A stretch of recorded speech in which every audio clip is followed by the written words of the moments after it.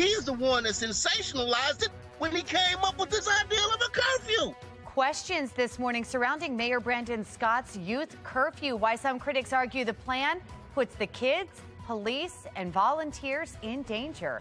Plus, a fire blazes in Cockeysville, leaving residents with nothing but ash. We look into possible causes as families pick up the pieces. And we are under weather alert again today because of our code red air quality. I'll let you know exactly how much longer this is going to last in a couple of minutes. Live from WBFF in Baltimore, this is Fox 45 Early Edition.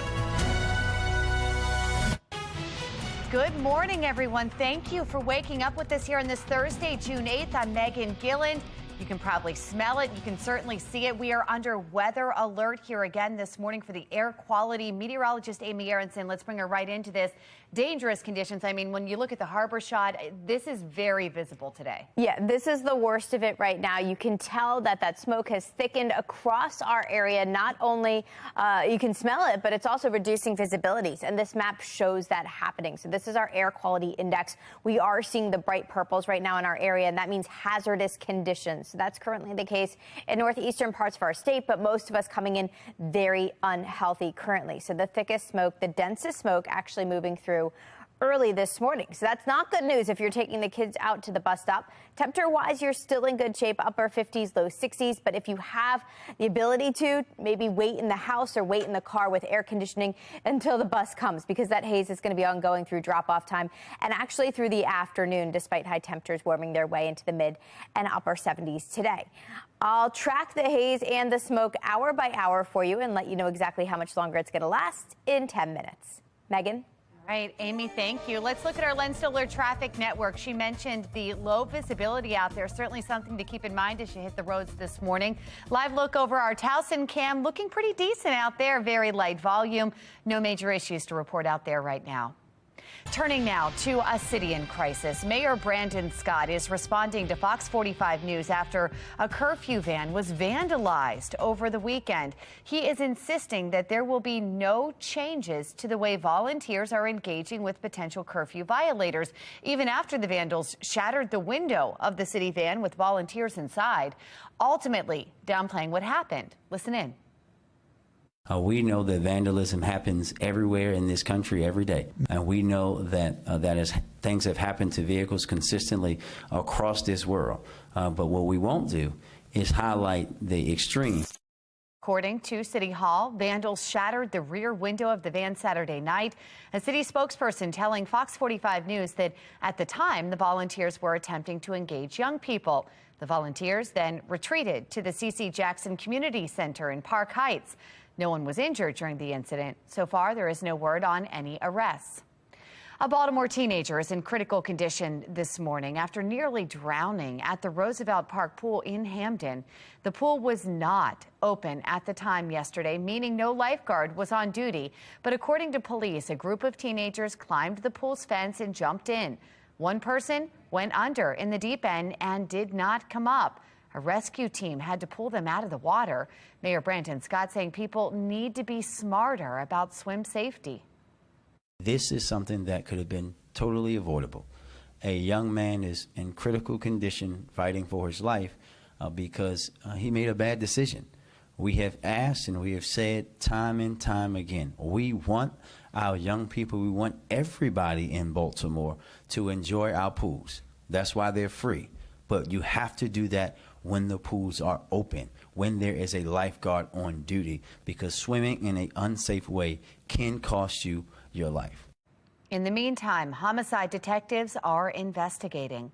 Turning now to counties under pressure. In Anne Arundel County, 4 teenagers are arrested in connection to 2 stolen vehicles. One neighbor says that he witnessed the chaos in a Glen Burnie apartment parking lot, rushing in when he saw police. It was my mom, so I had to my mom, so I rushed out to see was my mom okay, but she was good. It's unfortunate that they had to go down that road of dishonesty and thievery. Police say they saw 4 teenagers get out of a car late Tuesday night and they found another car nearby. Both of them were stolen. Police arrested the teenagers, 2 of them 14-year-olds, 2 others 15. Both neighbors and police analysts say that young offenders need to face more accountability. In Cockeysville, a 2-alarm fire that shut down parts of York Road for hours is now under investigation.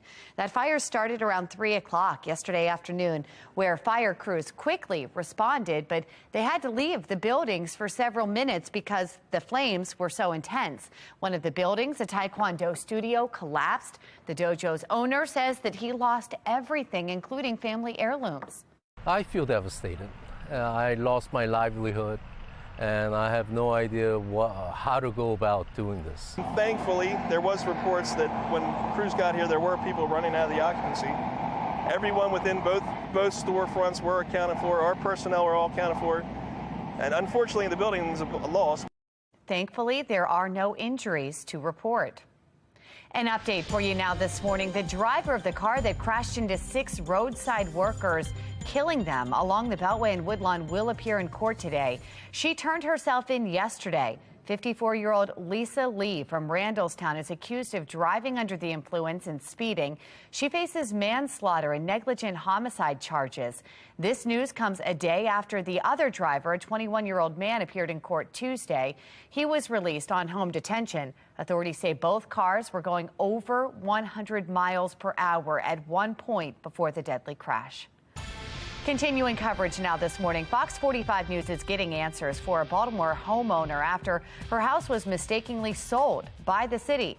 After our report first aired last week, the city is admitting their mistake. According to the city, the lien that was placed on the home in Northeast Baltimore was actually meant for a vacant home across the street. That lien triggered a tax sale.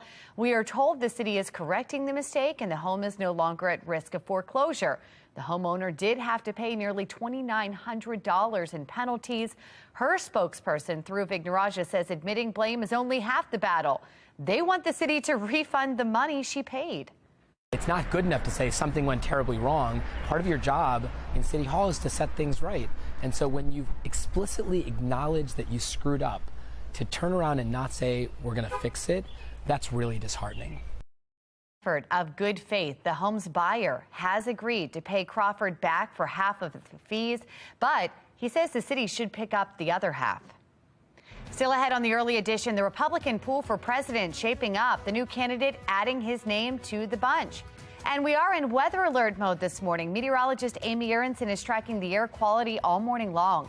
4:37 now on Fox 45 early edition, all local, all morning.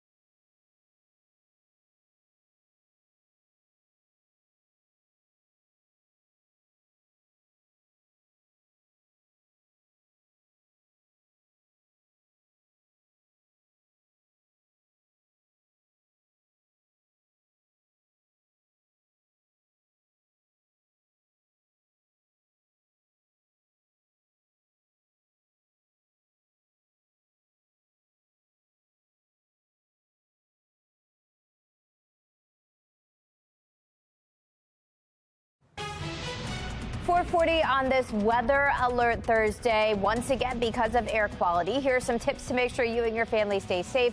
Everybody should be avoiding time outside today because we are under code red. That means levels are extremely high for our air quality. So not safe to be outside, especially for prolonged periods of time. You want to close your home and car windows. Also wear a mask if you are going to be outside for a prolonged period of time. Your best bet just to stay inside and use the air conditioning if possible for another day. I will break down our air air quality forecast for the next couple of days and let you know exactly what this is going to mean for the weekend, too, in 10 minutes. Megan? All right, Amy, thank you. That haze, check this out, even more visible from the sky. Take a look as this plane landing at LaGuardia Airport on Long Island that is flying through the air there. Flights out of LaGuardia were delayed by 2 hours on average yesterday. More than 1,000 flights out of the New York area were delayed yesterday. From smoky skies to smog, how much can the poor air quality impact your health? I'm Liz Bonis. We share it just ahead. Plus, former Vice President Mike Pence starting his campaign trail, his words of criticism for his former boss, Donald Trump. But first, here's what's ahead this morning on the National Desk. I'm Jan Jeffcoat. This morning on the National Desk, billions of taxpayer dollars going to Russia and China. A senator joins us with new proposed legislation to fight the flow of money. This morning on the National Desk, America's News Now with Dick Mornings. You can watch the National Desk on our sister station, the CW Baltimore, weekdays from 6 to 9 a.m. It is 4:42, and you're watching Fox 45 Early Edition, all local, all morning.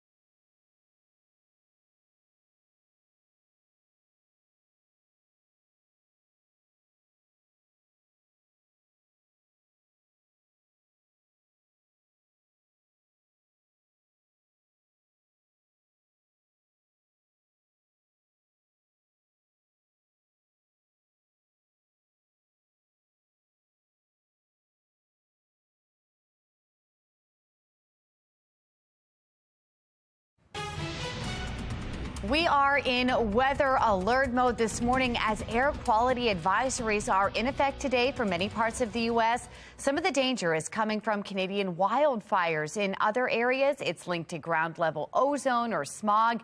Medical reporter Liz Bonis takes a look at how it can hurt your health. Hey there, everybody. Short term, they tell us poor air quality can impact a number of things, including your eyes by causing irritation, as well as your nose, your throat, and your lungs. Things do wind me very quickly, but it's better than it used to be. I can catch my breath and breathe a lot faster than before. For those such as Kara Overstake, who's had breathing problems since she had COVID-19, poor air quality can hit hard. Public health provider Dr. Steve Fagans told me within minutes, this type of air can make it hard to catch your breath. Is especially asthma or bronchospasm, some inflammatory type of lung issues. His suggestion to those who struggle with these? During the day, we recommend individuals who are at risk to not exert a lot outside. Runners and walkers, he says, may need to reduce mileage or pace.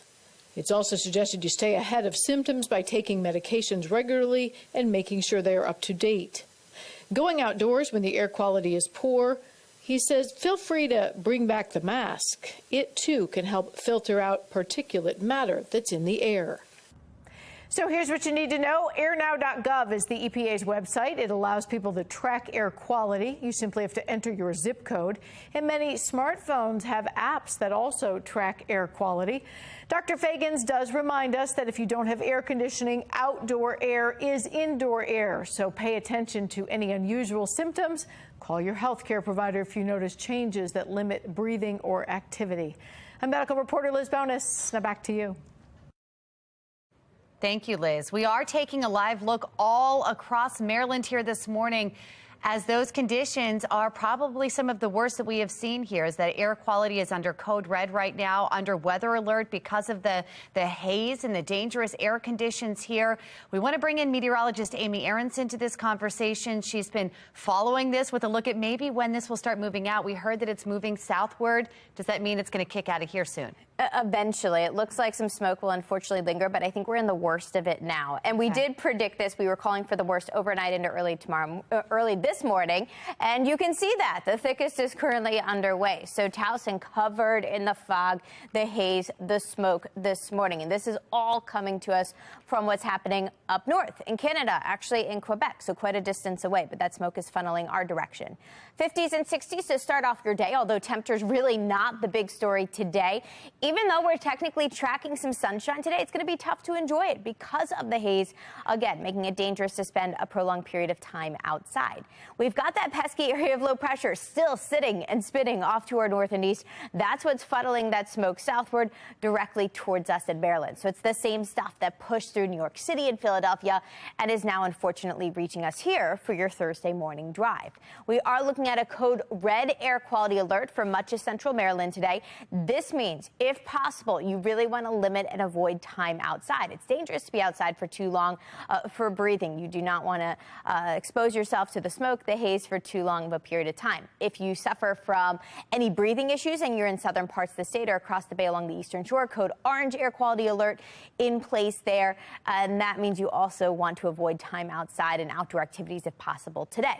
When does this thick smoke end? Looks like not until 10 a.m. that we start to see a little bit of relief, still moderate at that point, and staying moderate through lunchtime today. This evening, we should see a little bit of clearing as we near sunset. So if you're itching to maybe get the dog out for a walk or squeeze in a quick jog, I'd say this evening is better than this morning. Looks like overnight tonight, we'll continue to see that smoke and that haze condense a little bit, but it looks like tomorrow morning another plume pushes in from the north here, and that means more moderate smoke expected for the first half, at least, of your Friday before a chance for rain arrives. Much needed rain arrives.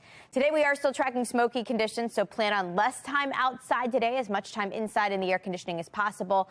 We are looking at high temperatures in the upper 70s to near 80, so crank on the air conditioning. Do not open up the windows. We are looking at that chance for some much needed rain starting Friday, just a chance for some spotty late day showers, but that would help us out and help clear the air. Saturday and Sunday do look clearer and better for outdoor activities like pool time. We're in the hotter upper 80s by the end of the weekend. Beyond that weather alert today for the haze, I think we are starting to improve as early as tomorrow. Weekend definitely looks much better. And here comes the rain we really need next Monday. That's our highest chance for some showers and some storms. Megan? All right, Amy, thank you. We want to give you some safety tips during air quality alerts. It is a good idea to try and limit your exposure. If you can, stay inside. Keep your doors and windows shut and your air conditioner circulating. But if you do need to go outside, consider wearing an N95 mask to reduce exposure.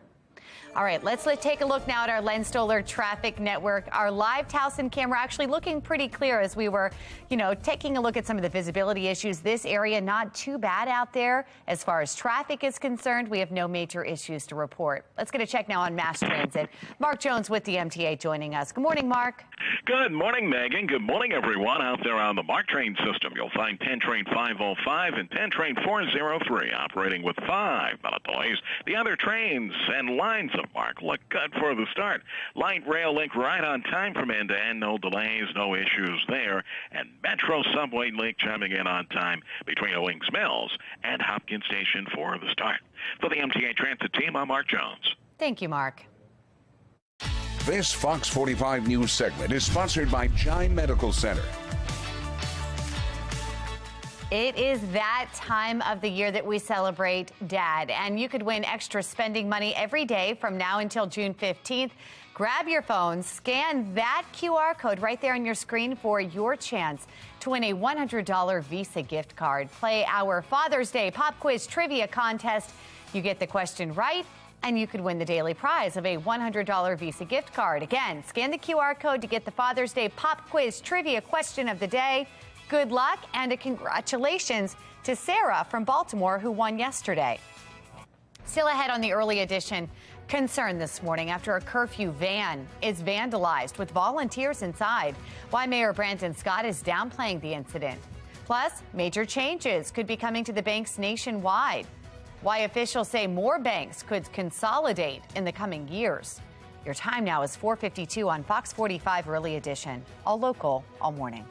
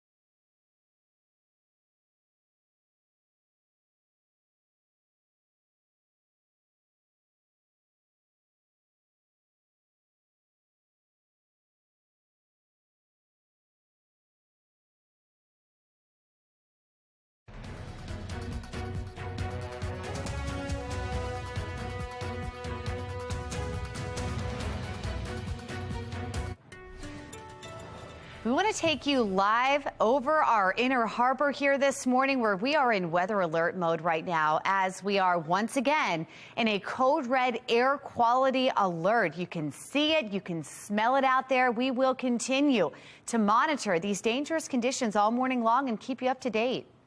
Turning now to your election 2024 coverage. Former Vice President Mike Pence is wasting no time on the campaign trail. He participated in a CNN town hall last night, just hours after launching his bid for the White House. The event took place in Iowa, and it included questions from GOP voters. During the event, Pence touted his pro-life values and vowed to ban gender-affirming care for minors. Pence also criticized his former boss, Donald Trump, over the Capitol riots and for once calling Vladimir Putin a genius, but he pushed back when asked about the classified document probe into the former president. We're the symbol of justice in the world, and the serious matter, which has already happened once in New York, of indicting a former president of the United States, sends a terrible message to the world. I hope the DOJ thinks better of it and resolves these issues without an indictment. Despite just announcing his campaign yesterday, Pence has been polling in the single digits, with Trump and Florida Governor Ron DeSantis leading the field. We are taking you live now to North Dakota, here behind me, where we know Governor Doug Burgum is joining the run for president. Burgum formally announced he is joining the race yesterday at an event in Fargo. He joins a growing list of Republican candidates. He says he's ready to lead. We need a leader who's experienced firsthand that we win as a country when our innovators and entrepreneurs can soar and when every single person can grow and thrive. To unlock the best of America, we need a leader who's clearly focused on three things: economy, energy, and national security. Well, Burgum is a former computer software entrepreneur, and he is scheduled to campaign in Iowa today and tomorrow. Continuing coverage this morning now, a former aide to Donald Trump appears before a grand jury in Miami as part of the investigation into the former president's handling of classified documents. Taylor Budowich served as a spokesman for Trump after his presidency. He now runs the super PAC backing Trump called MAGA Inc. The proceedings in Florida come after special counsel Jack Smith has been relying on a grand jury in Washington, D.C. for months, and it could mean that prosecutors are considering bringing criminal charges in Florida, where the documents were found. Topping your consumer news now this morning, taking you live to our nation's capital, where for a second straight day, we know House conservatives there prevented their own party from signing a bill that prevented a default. House Freedom Caucus members are digging in after blocking a rule vote Tuesday regarding a proposed stove ban. They've created a standoff with GOP leadership because this vote has to go through for other work to get done. House Speaker Kevin McCarthy says he is not afraid of some pushback. I always think tension only makes you stronger. Conflict makes you stronger if you deal with it. If you avoid it, it will perpetuate and become a bigger problem. Do I want to have this? No, but I'm not afraid of it.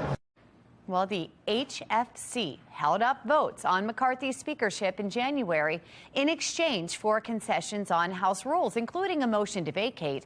They think that he backslid on those concessions with the debt deal.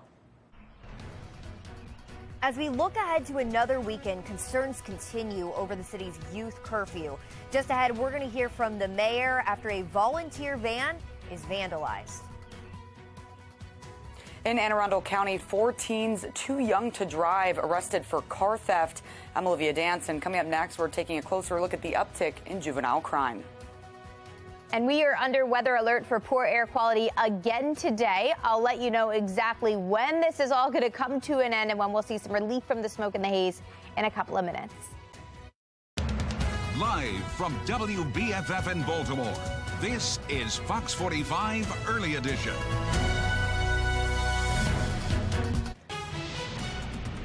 Good morning on this Thursday, June 8th. I'm Patrice Sanders. I'm Tom Rogers, and we are in weather alert mode again this morning due to the code red air quality alert that is now in effect. You feel it as soon as you walk out the door. Fox 45 News is keeping you up to date with all of the latest conditions and how you can stay safe in these conditions.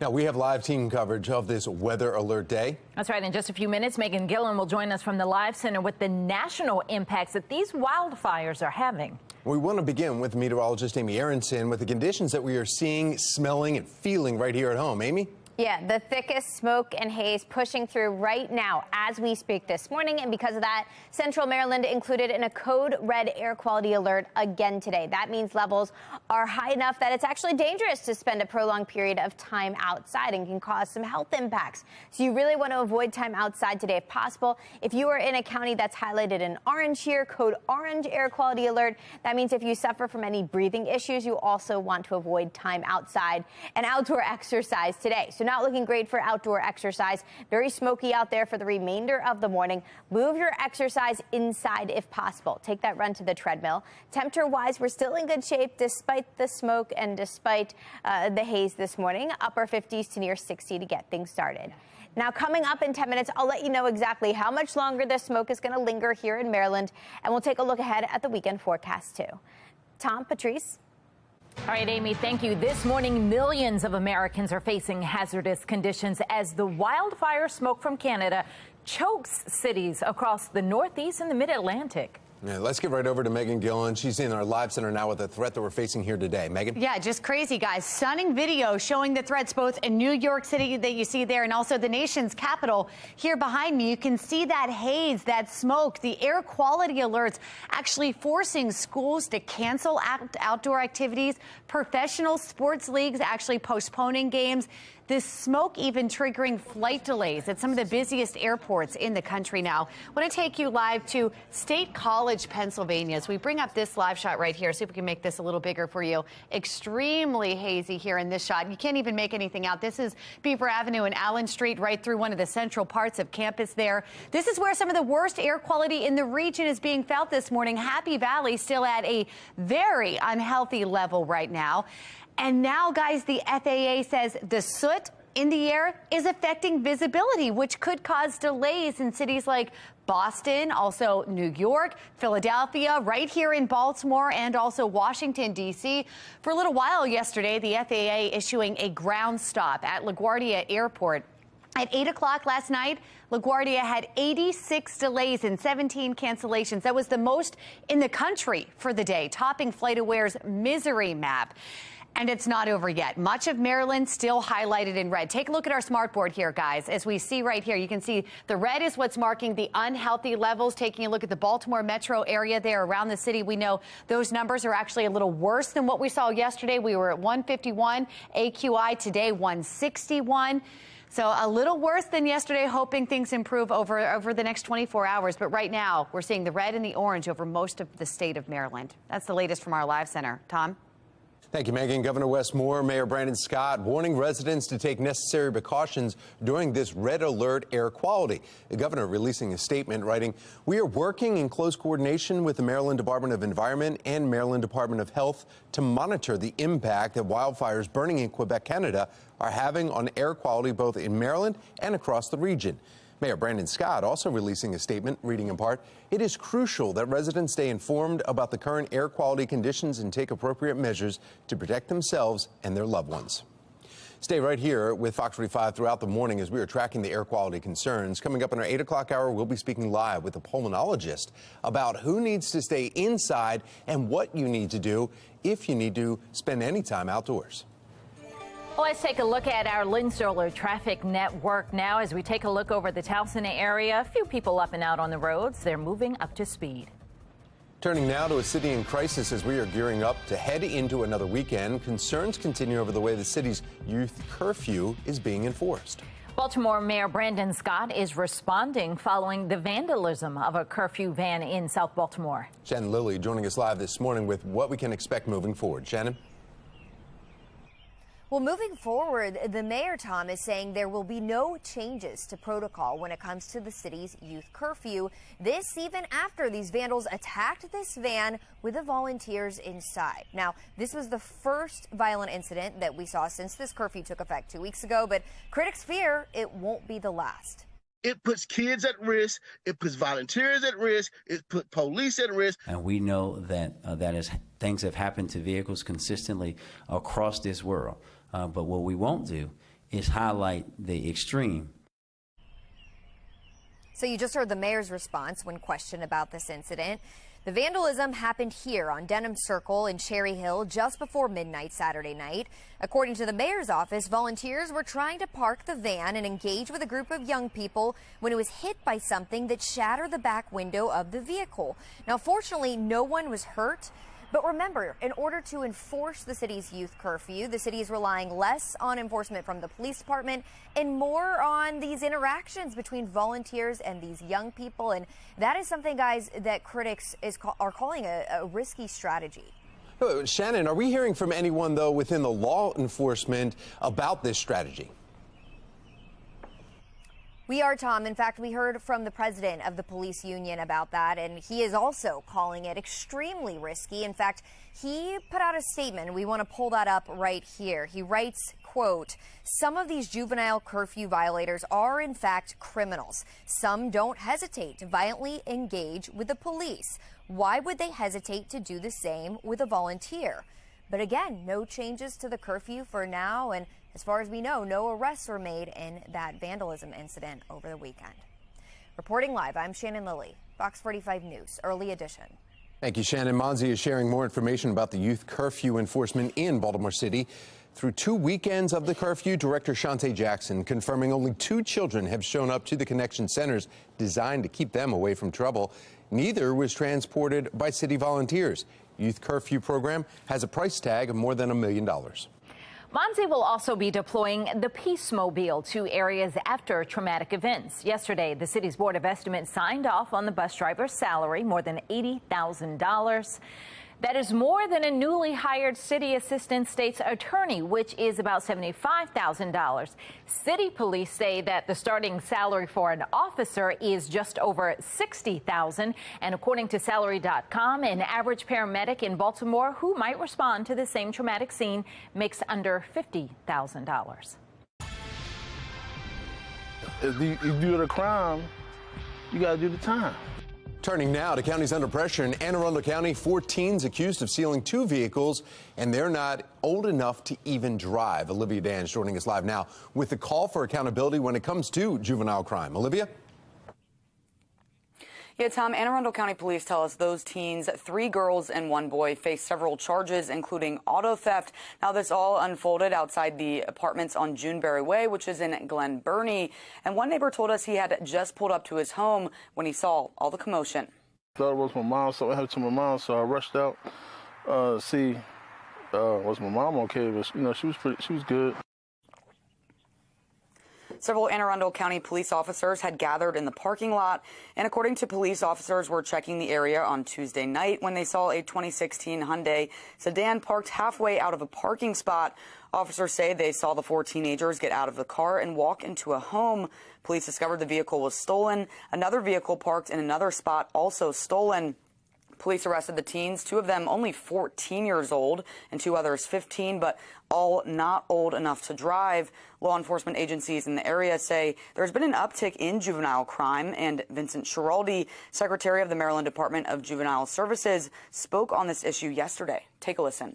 I think that it needs to be some combination of what's been tried with this young person before and how serious their offense was.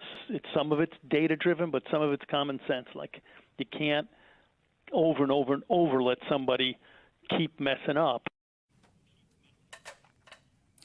Now, in the past, Schiraldi has said people as old as 25 should remain in juvenile court, but both the Anne Arundel County Police and Harford County Sheriff's Office have been vocal about how the laws make it difficult to hold juvenile offenders accountable.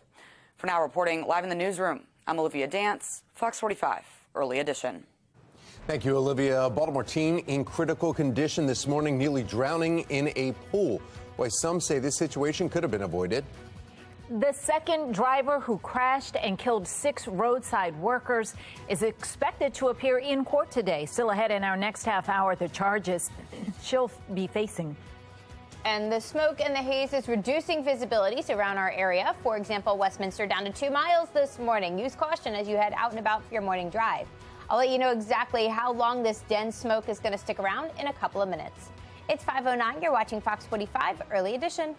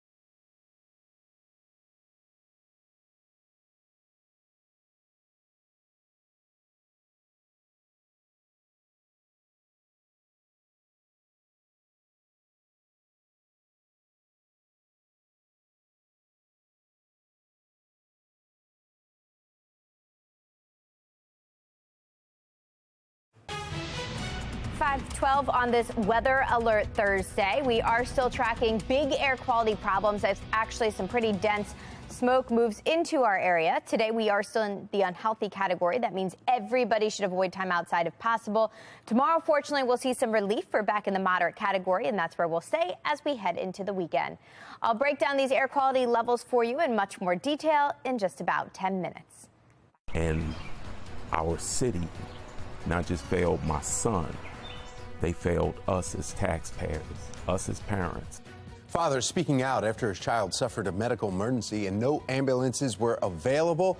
The parents push for change in how the city's EMS is responding. Two suspected thieves approached a 75-year-old at his home, the unlikely hero who came to his aid. 5:13, you're watching Fox 45 Early Edition, all local, all morning.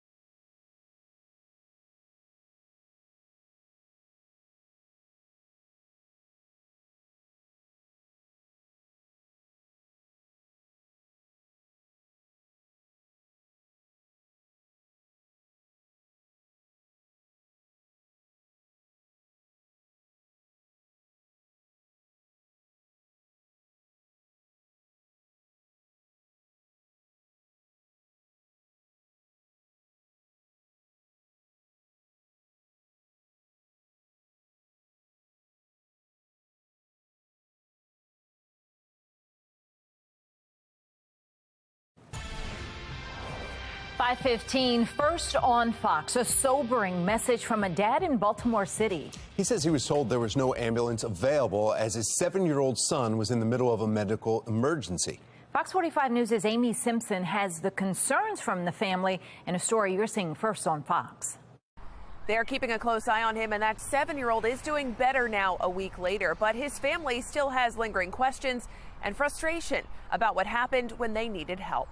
My wife was frantic. Describing what happened last Tuesday evening. And our city not just failed my son, they failed us as taxpayers, us as parents. This Baltimore father of 4, beside himself, still shaking his head over what happened when his family called for help. My son, he went unresponsive into a seizure. And we had to call 911. Will Green said after that 911 call, it took about half an hour for help to arrive at their home in Northeast Baltimore.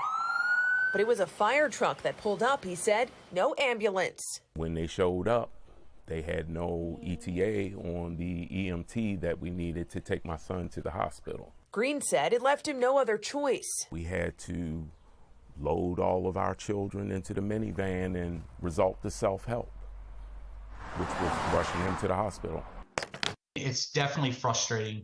It's frustrating to our members who got to respond to these calls because they want to get people to the hospital, get the help they need. President of the Baltimore Fire Union telling Fox 45 News the city's EMS system is one of the busiest per capita in the entire country. But unfortunately, we live in a society now that 911 is often used for non-emergencies. So our units are always busy. The fire union saying its first responders are strapped, sometimes putting crews in tough situations, not having the resources or manpower to meet the high demands across Baltimore. We only have 28 units to respond to emergencies in Baltimore City on any given day. And sometimes that's even less with staffing crisis that we have. Meanwhile, this dad, You know, we live in an age where we have access to multiple uses of technology, and we don't have emergency vehicles. with more questions and frustration as a taxpayer. He had no choice but to rush his 7-year-old to the hospital in the midst of a true emergency. The emergency services that every taxpayer in Baltimore has the right to, and we were let down by our city. Now, this dad says he did receive a call from somebody at Baltimore City Fire after he raised concerns with his local city councilman. Meanwhile, we are still waiting to hear back from Baltimore City Fire. We'd like to know how often this is happening and how many ambulances are needed to meet the current demand. In Baltimore, Amy Simpson, Fox 45 News. Thank you, Amy. We are taking a live look all across Maryland this morning. We are in weather alert mode because of the wildfire smoke creating a visible haze and dangerous air conditions. Let's get over to meteorologist Amy Aronson and see exactly what we're seeing and feeling. As soon as you walk out the door, I don't know about you all, but when I got out of the car in the parking lot here, it's in your throat. You can smell it. You can feel it. It's terrible. And this is the thickest that we're seeing right now. I know yesterday it really hit New York City and Philadelphia. Now that plume has reached us here in Maryland. And you can see it outside looking down at the Inner Harbor. We are waking up to not fog this morning, but yeah, that's smoke and that's haze coming all the way from Quebec, Canada. So it has traveled an incredible distance, but managing to reach us and impacting us here in Maryland. We're starting off at 60 degrees. We end up close to 80 today. Going to be tough to enjoy the nice warm day because we are looking at a code red air quality alert again today. That means everybody should avoid time outside if possible. You want to close up your windows from your home and even in your car too. You don't want to let this smoky air inside. And we are dealing with smoke all day long today with high temperatures headed into the mid and upper 70s this afternoon. Here's a look at that air quality index. Today we are still extremely high, up to 161. We get a little bit of relief both Friday and Saturday, back in the moderate category, closer to 99 tomorrow, and then back down to 89 by Saturday. And here's a look at where all that smoke is coming from. We still have some wildfires to our north here up in Canada. What's happening is that smoke is getting funneled southward. That's all the gray stuff you're seeing here on the map, and that's impacting us right here in Maryland. We've also got that pesky area of low pressure up to our north and east that's helping filter that smoke southward and pushing it our way. So we've just been stuck in this very stagnant weather pattern. Basically, that means things aren't moving and the smoke just continues to accumulate and thicken. And that's what we're seeing across our region right now. So the big question is, when are we going to see rain? We need the rain. We need some relief to clear out this atmosphere. Looks like we are getting a slim chance for some scattered showers and even a couple of storms as we get into Friday. So Friday starts off dry tomorrow morning, but then as we head through the afternoon and the evening, we see some widely scattered showers develop. This would help us out, would help clear things out just a little bit before we get into the weekend. And over the weekend, we should see some relief from the smoke and the haze, allowing us to get back outside and enjoy the warm temperatures. Today, hold off. Stay inside for one more day. Stay safe. Weather alert day today. Tomorrow, I throw in that chance for some spotty late day storms. Over the weekend, it's drier and actually heating up. We're in the upper 80s by the end of the weekend. Here comes our next real weather maker on Monday, sending us some showers and some storms. A few showers will linger through Tuesday, and it looks like next week stays warm with highs in the 80s all the way through next Wednesday. Tom, Patrice. Thank you, Amy. Now we want to take a look at your Lens Solar Traffic Network. And right here, you are seeing an accident. This is 70 westbound right near Baltimore National Pike in West Friendship. And you can see 2 vehicles are involved with this. A lot of flashing lights there to the right. One lane, your left lane, getting by. Everybody else is moving along just fine. The volume may be starting to pick up here in the Baltimore region. And of course, you are driving through what looks like fog, but it is the haze, as Amy was just talking about, from the smoke in Canada. Now we want to get a check of your mass transit. We have Mark Jones with the MTA. Good Thursday morning, Mark. Good Thursday morning, Tom. Good morning, everyone. Out there on the MARC train system, you'll find 10 train 505 and Camden train 841 operating with 5-minute delays. The other trains of MARC right on time for the start. Light Rail Link has no delays or issues, looking good for travel in both directions of that service. And Metro Subway Link on time between Owings Mills and Hopkins Station. For the MTA Transit team, I'm Mark Jones. Thank you, Mark. The second driver charged in that fatal Beltway crash that killed 6 construction workers faces a judge today. Just ahead, I'll have a preview of that court appearance, plus the charges that she's facing. The teen's in critical condition this morning after nearly drowning in a Baltimore City public pool. Coming up next, hear the mayor's reminder on swim safety.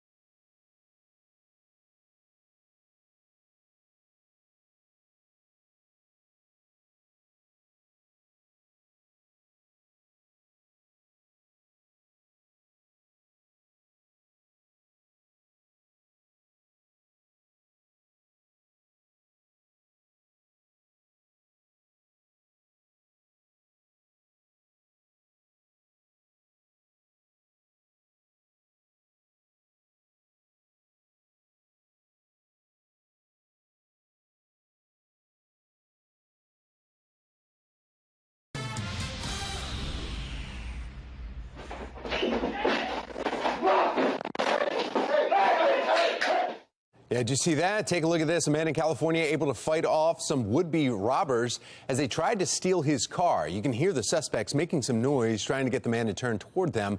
At that point, the victim, 75-year-old military veteran, well, he started to fight off the pair. A landscaper nearby heard the fight and came rushing to help.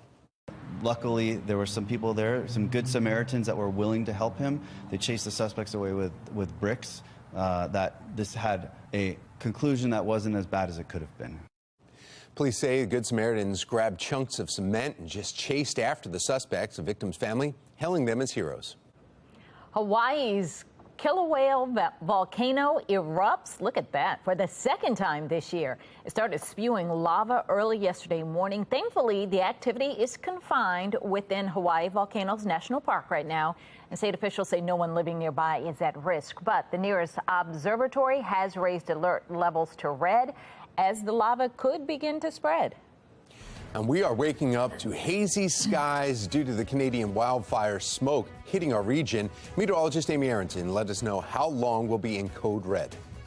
Plus, a fire blazes in Cockeysville, leaving residents with nothing but ash. We look into the possible causes as the families there are picking up the pieces. 527, you're watching Fox 45 Early Edition.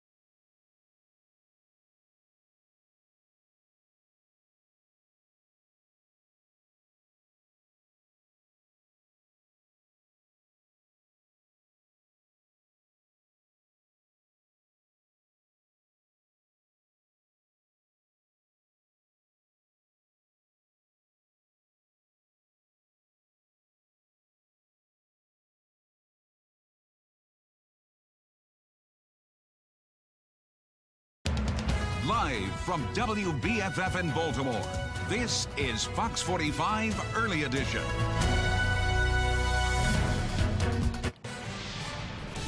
Fox 45 News is following three big stories for you at 5:30.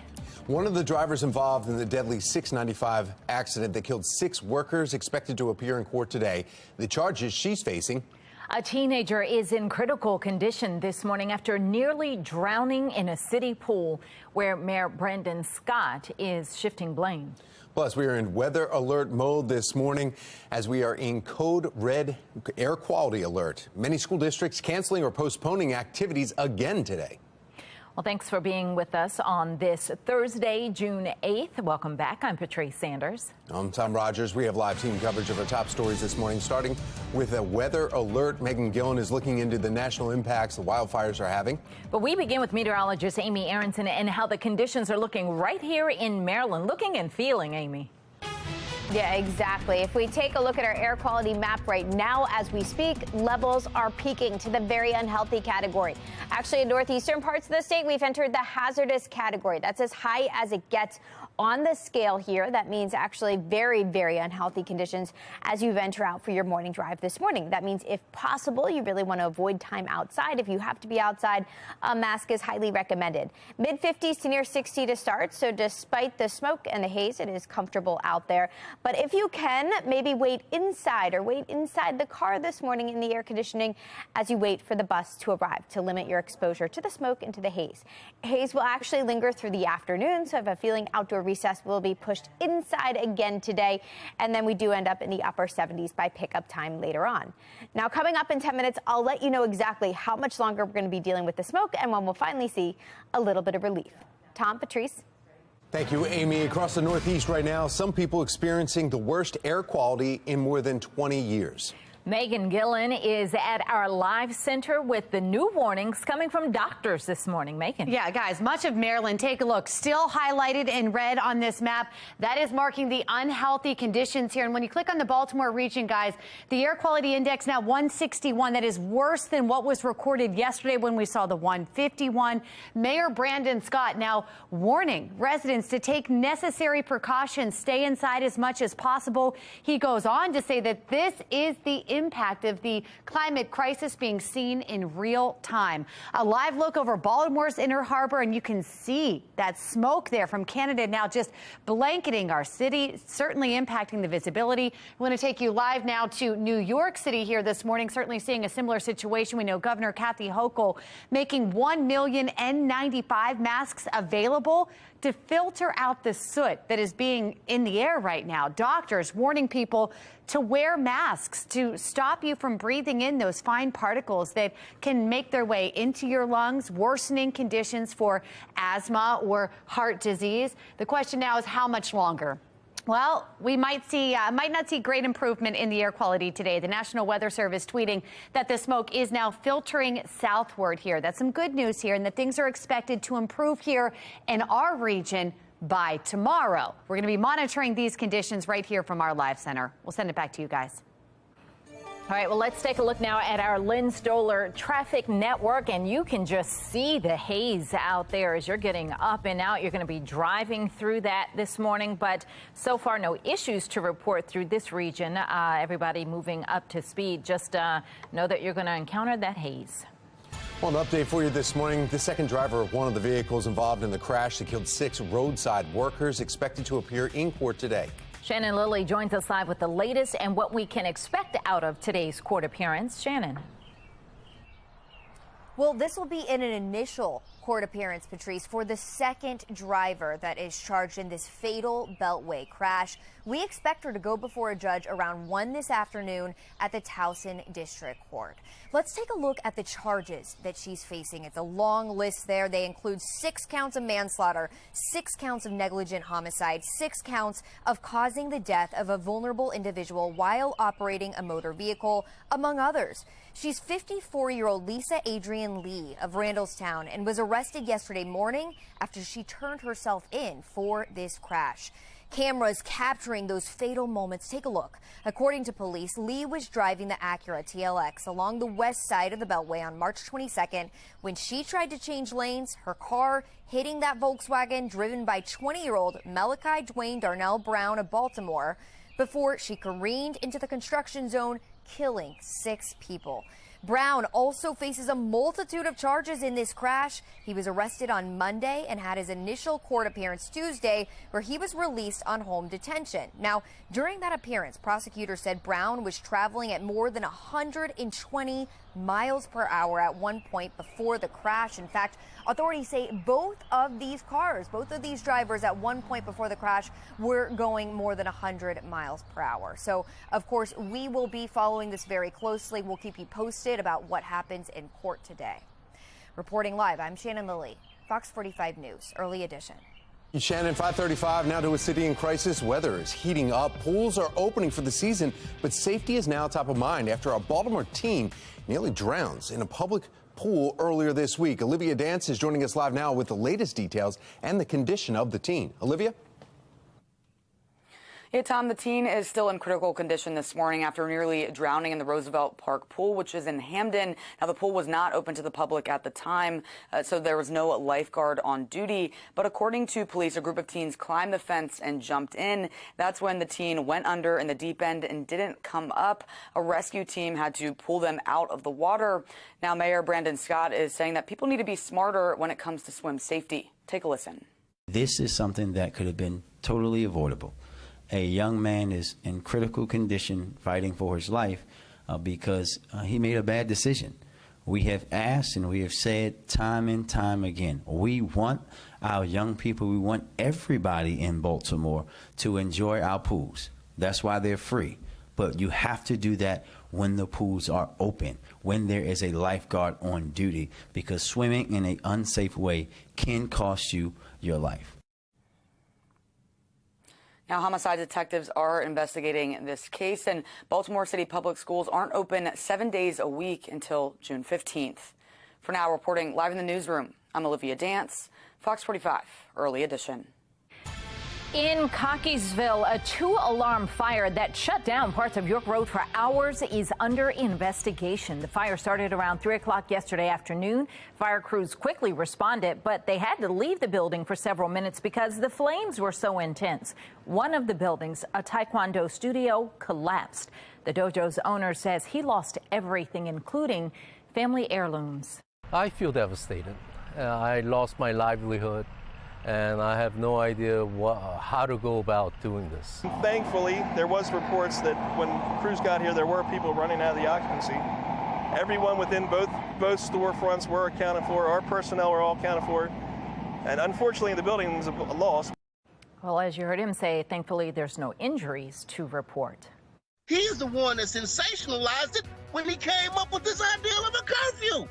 Questions this morning surrounding Mayor Brandon Scott's youth curfew, why some critics argue the plan puts the kids, police, and volunteers in danger. Plus, the Baltimore Fire Union is requesting new equipment. How long they say they've been waiting. And our weather alert coverage continues. We could expect to feel and breathe some relief. 5:38, you're watching Fox 45's Early Edition, all local, all morning.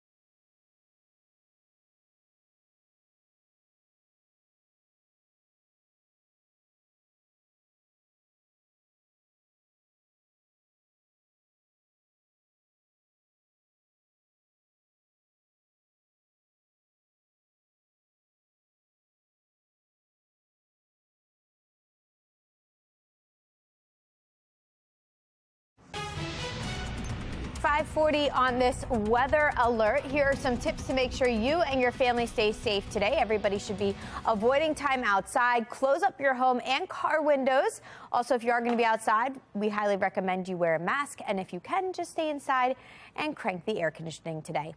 I'll let you know exactly when air quality conditions will improve in just about 10 minutes. Tom, Patrice. 5:41 now, turning to a city in crisis. The fire union president says the Baltimore City Fire Department needs new equipment, and it's been an issue for a year. Last week, they brought those concerns to City Hall during budget hearings. The fire department says it has asked the city to use part of the federal COVID money to help offset the cost of the investment. But so far, the union says the mayor's office hasn't responded. Our members were on the front lines doing their job, protecting the citizens. And to know that the city government kind of doesn't really appreciate that, it puts a bad taste in the member, and that could be the huge issue we're having with retention and recruitment. The mayor's office tracking the federal COVID money revealed that the entire $641 million has now been allocated. Still ahead this morning, more legal troubles for former President Donald Trump. The new information surrounding classified documents. 5:42, you're watching Fox 45's Early Edition, all local, all morning. Fox 45 News, winner of 17 2022 Regional Emmy Awards, more than all other Baltimore news stations combined.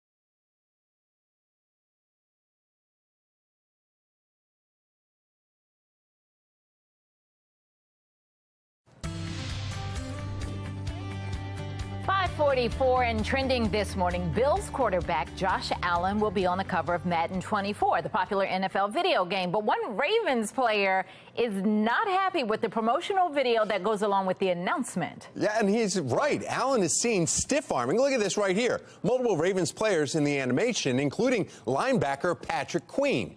You can see Allen totally just bulldoze over Queen in the end zone. Queen asks on Twitter how he got stuck on the wrong end of this video, and he has a point. Ravens staff member Ryan Ming kept the receipts, and here's a play when the Ravens and the Bills met last year. Josh Allen tries to run it up the middle, but he gets annihilated by Queen. You see that? So it's like, why now are Madden not really showing the truth here? People, if they were to be outside, especially if they're exercising, breathing faster, they're going to be inhaling particulates at concentrations that normal smokers would inhale. There's a health alert over parts of the Midwest, Northeast, obviously, because of the quality of the air that we are breathing. It's all because of the smoke burning, well, the fires that are burning, creating that smoke from hundreds of wildfires in Canada. This is video of a plane landing at LaGuardia in New York. And yesterday afternoon, more than 1,000 flights in the Northeast were delayed. And our region is under code red alert. Fox 45 news cameras were out in Canton yesterday. You can just see the hazy conditions there. Health officials continue to urge everyone to limit any time outdoors as we're experiencing this condition. We expect to see more of these smoky conditions. All right, so let's bring in meteorologist Amy Aronson with what we can expect today. Just messy. I know. We're in the thick of it right now. This morning is going to be the worst of it, and then we should see a gradual improvement. But you can barely see Towson right now. Technically, I think that's York Road we're looking at in Towson, covered in the smoke and the haze. So not a pretty start to your Thursday. 50s to near 60 to get things started. So it is mild out there despite the haze that has developed. We are just stuck in a very stagnant weather pattern. Nothing is really moving. This weather map, it looks the same as it did yesterday. We have an area of low pressure off to our north and east. The arrows around it are circulating counterclockwise. That is funneling that smoke southward right into the Baltimore area. And that's what's causing our visibilities to be down, our air quality to be up as we head through the day again today. So we've got major issues ahead of us. You can't really see the smoke and the haze on the weather map there, but that's exactly what we're tracking.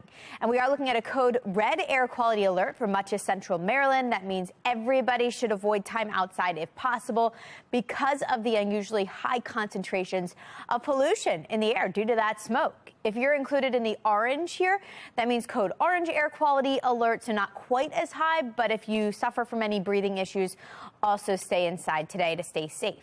If we take a look at our future smoke, it stays pretty dense over the next couple of hours.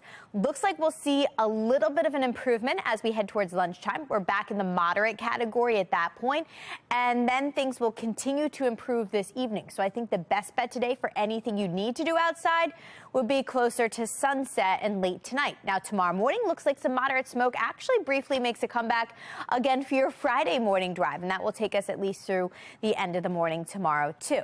So for today, the haze, the smoke is dominating again. Another inside day is highly recommended.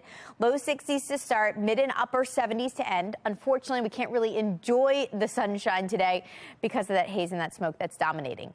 Tomorrow, we finally start to change things up. We're going to throw in that chance for some spotty late day showers. That should help us out some, help clear out the pattern here and allow some sunshine to return on Saturday. So I'd say Saturday and Sunday better for some pool time if you're anxious to get out by the water. Low 80s to start off the weekend. Should be even hotter on Sunday. So I'd say Sunday, your best bet for some pool time with highs headed for the upper 80s. And after that, an even better chance for rain early next week. On Monday, we need the rain, showers and storms likely on Monday. And then some showers will actually linger through next Tuesday, too. Tom, Patrice. Thank you, Amy. Now let's take a look at Len Stoller Traffic Network, and we're showing you the Towson one where you see through that haze that Amy was just talking about. We do have an accident involving two vehicles 70 westbound, and there's some traffic delays in that area right near West Friendship. It looks like one lane still getting by. You're moving slowly there. Here's a live look now from our traffic photojournalist, Graham. He's just getting on 95 northbound here, and you can see he's getting from 695 heading into the White Marsh area, so it looks wide open on this ramp, but you can still see the smoke in the air. Here's Mark Jones with the MTA and an update on our mass transit. Good morning, Mark. Well, good morning, Tom. Good morning, everyone out there on the BART train system. We've got Penn train 511 and Camden train number 843 operating with 5-minute delays for the start. The other trains look good for travel. Out there on Light Rail Lake, no delays or issues, looking good, in fact, in both directions. Metro Subway Lake on time as well. For the MTA Transit team, I'm Mark Jones. Thank you, Mark. This Fox 45 News segment is sponsored by Chime Medical Center. It is the time of year where we celebrate Dad, and you could win extra spending money every day from now until June 15th. Grab your phone to scan the QR code for your chance to win a $100 Visa gift card. Just play our Father's Day Pop Quiz Trivia Contest. You get the question right, and you could win, excuse me, the daily prize of that $100 Visa gift card. Again, scan the QR code to get the Father's Day Pop Quiz Trivia question of the day. Good luck. Sarah from Baltimore won yesterday. Violence unfolding outside of a school board meeting. I'm Kayla Gaskins with why passions are running so high.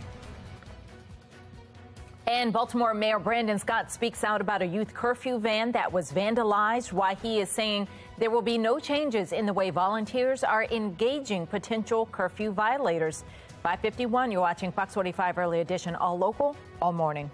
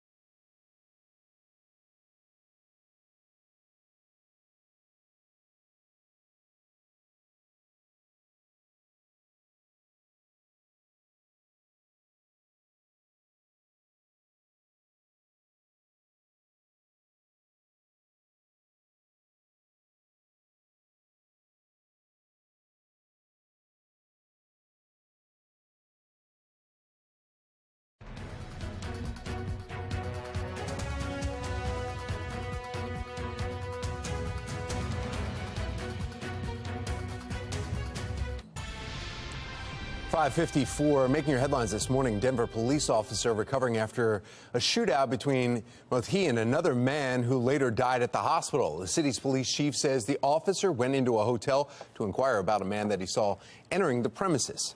They say he returned to his car. Moments later, the man came out shooting. The officer fired back despite being hit 3 times. Both the suspect, whose name has not yet been released, and the officer were taken to the hospital. The chief says they've requested the hotel footage to see firsthand what happened. In Virginia, family members are speaking out after the death of 18-year-old Sean Jackson and 36-year-old Lorenzo Smith. Now, the father and son were shot and killed Tuesday right near a graduation ceremony for Richmond High School. Victim's aunt and sister-in-law remembers her loved ones. My nephew and my brother-in-law both was hard workers. My nephew had a smile that can light up a whole room. My brother-in-law would do anything for you. They was very special to us all. Now, she also thanked the police for their efforts catching the suspect, but alluded to a second gunman still being on the loose. Police have not confirmed that. Developing now, more legal troubles for former President Donald Trump. The Department of Justice informs him that he's now the target of an investigation for his handling of classified information. 2 sources with knowledge of the ongoing grand jury probe confirmed that the former president and his legal team were notified of the investigation this week. While it's unclear what day they received the notification letter, news of the probe comes just 2 days after his attorneys met with DOJ officials to discuss the case. The Trump campaign has not commented on the news, and the notification doesn't necessarily mean that Trump will be charged. A former aide to Donald Trump appeared before a grand jury in Miami as part of an investigation into the former president's handling of those classified documents. Taylor Budowich served as a spokesman for the Trump after his presidency. He now runs a super PAC backing Trump called MAGA Inc. The proceedings in Florida come after special counsel Jack Smith has been relying on a grand jury in Washington, D.C. for months. Could mean prosecutors are considering bringing criminal charges in Florida where the documents were found. Also developing now, the debate over how, when, and who should teach kids about gender and sexuality is heating up as the country celebrates Pride Month. National correspondent Kayla Gaskins joins us from Washington with those details. Chaos erupting Tuesday outside a school board meeting in Glendale, California. Parents upset over LGBTQ teachings in the classroom. Demonstrators on both sides showed up to protest. Clashes turned violent. Upset parents also protesting Tuesday in Montgomery County, Maryland. They're suing the school district for the right to opt their kids out of reading LGBTQ+ books. The district telling families there is an expectation teachers utilize these inclusive lessons, and teachers will not send home letters to inform families when inclusive books are read. Unfortunately, Montgomery County has taken an approach here that says, no, we're going to cut the parents out. A trans graduate of the district, Max Gutman, supports the policy. I was really excited to hear that MCPS is doing what's right for families and for our students. Businesses choosing to enter the pride culture war getting hit with scrutiny. Nike plans to have a doctor who performed sex change surgeries on minors as a Pride Month speaker, according to the Daily Caller. Target making enemies on both sides after releasing Pride merchandise, then pulling it from its shelves amid backlash. Shares dropping as conservatives boycott. 200 LGBTQ groups now demanding the retailer denounce extremists and restock Pride. The battle over how to treat trans youth playing out in the legal system. In the past year, more than a dozen states passing bans or restrictions preventing juveniles from receiving treatments like puberty blockers. Many of those bans now facing lawsuits that are continuing to work their way through the courts. In Washington, I'm Kayla Gaskins. Being outside right now is like smoking cigarettes. It's not a joke. Unhealthy air quality alerts just up and down the East Coast right now. How this is impacting travel both on the roads and in the air. As we look ahead to another weekend, concerns continue over the city's youth curfew. Just ahead, we'll hear from the mayor after a van is vandalized. In Anne Arundel County, 4 teens too young to drive arrested for car theft. I'm Olivia Danson. Coming up next, we're taking a closer look at the uptick in juvenile crime. And we are looking at a code red air quality alert again today for the Baltimore area. I'll let you know exactly how much longer this is going to last in a couple of minutes. Live from WBFF in Baltimore, this is Fox 45 Morning News. Good morning on this Thursday, June 8th. I'm Patrice Sanders. I'm Tom Rogers. This morning we are on weather alert for poor air quality impacting Marylanders and other parts of the East Coast. We have live team coverage on the impacts that we are seeing from this wildfire smoke. We've got Megan Gillen taking a look at what we're seeing nationwide. Yeah, and we start with meteorologist Amy Aronson talking about the local impact here. Air quality, we were talking about yesterday, a lot of schools canceling activities today. Yeah, I have a feeling it's going to happen again today, and that's because we are dealing with even denser fog, or smoke, I should say, this morning. Kind of looks like fog out there, right? So here's a look at our air quality alert. This is for today. Code red continues for the Baltimore area. Areas south and extreme western Maryland are dealing with a code orange air quality alert. Either way, you really want to avoid time outside if possible today because of the air pollution concentration levels higher than usual. So you want to avoid outdoor exercise too. Take your workout inside this morning instead to stay safe, stay in the air conditioning, close up the windows today if possible. Temperatures will be in the mid-60s through the end of the morning. Now, coming up in 10 minutes, I will walk you through an updated air quality forecast and let you know exactly how much longer this is going to continue. Now we want to toss it over to Megan Gillen in our live center. Megan, what are the impacts we are seeing from this wildfire smoke? Oh, my goodness. Well, Amy, just stunning video just to give you a glimpse of what we're seeing in both New York City that you see there and also our nation's capital by the White House there. Look at the haze, that smoke that Amy was talking about. The air quality alerts forcing schools to cancel outdoor activities, professional sports leagues in Canada to actually postpone games. This smoke, guys, even triggering flight delays at some of the busiest airports in the country now. We want to take you live to State College, Pennsylvania. Check this out. This is Beaver Avenue and Allen Street through the heart of Happy Valley there. They are getting some of the worst air quality in our region being felt there this morning, still at very unhealthy levels there. And now the FAA says that the soot that we are all seeing in the air is actually affecting visibility, which could cause delays in cities like Boston, New York, Philadelphia, and Baltimore, as we mentioned, and Washington, D.C. For a little while yesterday, the FAA issuing a ground stop at LaGuardia Airport. And at 8 o'clock last night, LaGuardia had 86 delays, 17 cancellations. That was the most in the country for the day, topping FlightAware's misery map. And guys, we know it's not over yet. Much of Maryland still marked in the red here. That is for the unhealthy indicators. Baltimore region certainly feeling it there. Those air quality numbers actually a little worse than what we saw yesterday. The AQI at 161. We saw 151 yesterday.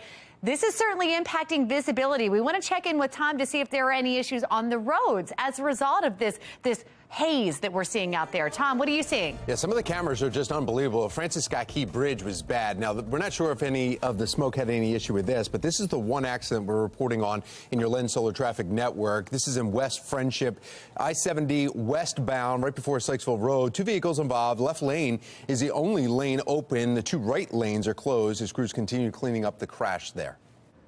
Well, stay with us throughout the morning as we track the air quality concerns. Ahead in our 8 o'clock hour, we'll speak live with the pulmonologist about who needs to stay inside and what you need to do if you have to spend time outdoors.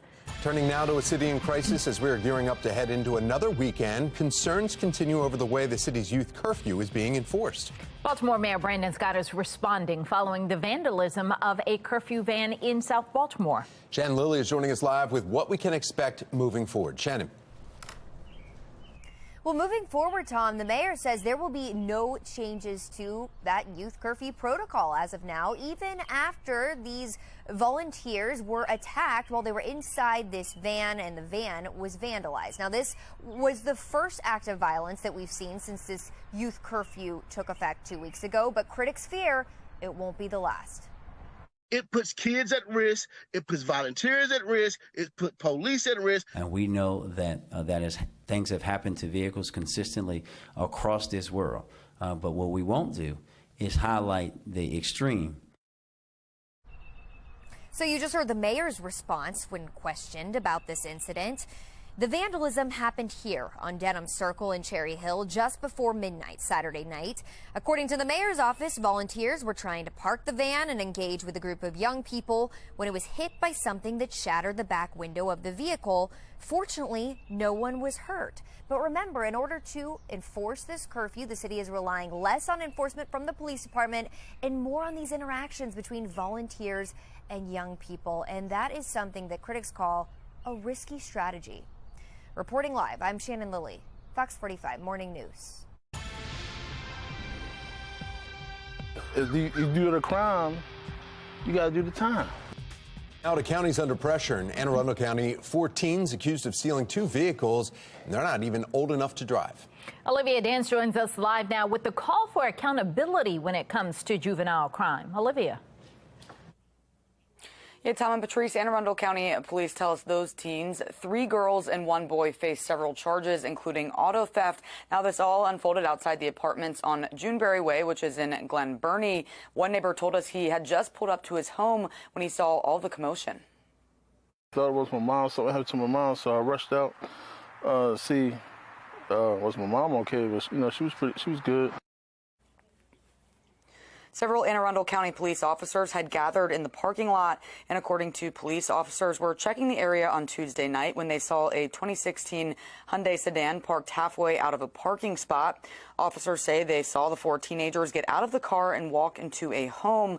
Police discovered the vehicle was stolen. Another vehicle parked in a different spot also stolen. Police arrested the teens, 2 of them only 14 years old, 2 others 15, but all of them not old enough to drive.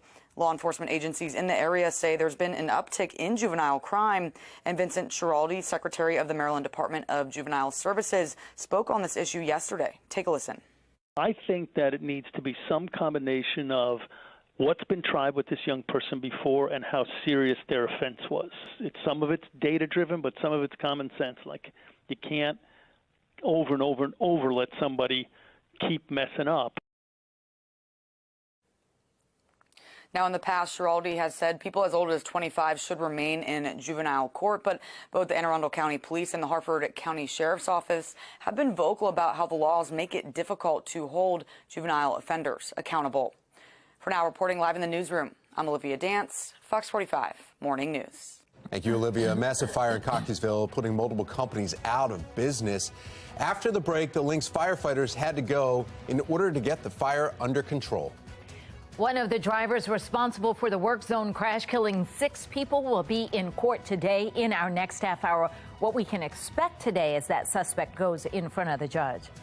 And we are looking at reduced visibilities today, courtesy of the smoke and the haze. For example, Westminster down to 2 miles this morning, so use some caution as you step out the door. I'll let you know how long the haze is going to last in a couple of minutes. It's 6:07. You're watching Fox 45 Morning News, all local, all morning.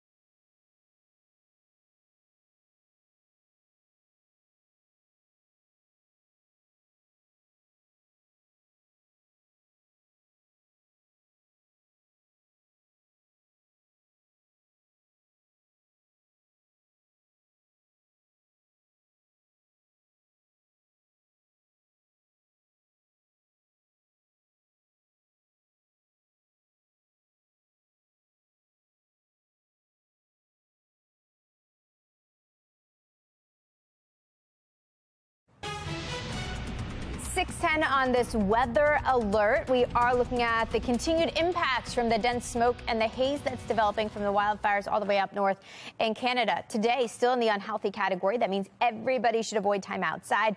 We're back in the moderate category, luckily Friday and Saturday, so that's going to be better for any of your outdoor plans. Today, your best bet, stay inside, stay safe, and use air conditioning if possible.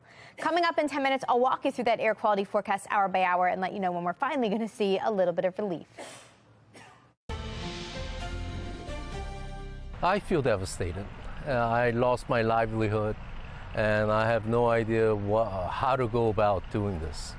Yeah, the owner of SAS also losing everything. This morning, a number of Cockeysville businesses recovering after a massive fire. It took more than 100 firefighters to fight it over the course of 3 hours. It was so intense, the structure collapsed on them. Here's what Captain Lynn Stewart had to say. Thankfully, there was reports that when crews got here, there were people running out of the occupancy. Everyone within both storefronts were accounted for. Our personnel were all accounted for. And unfortunately, the building is a loss. Now, right now, what caused the fire, though, it's still under investigation. Luckily, no injuries to report at this time. A teen nearly drowns after going into a pool after hours. In our next half hour, Mayor Scott speaks on the importance of swim safety as we head into summer. Former Vice President officially announcing his run for presidency. Why he is taking a strong stance on going against his former running mate. 6:12 is the time. You're watching Fox 45 Morning News, all local, all morning.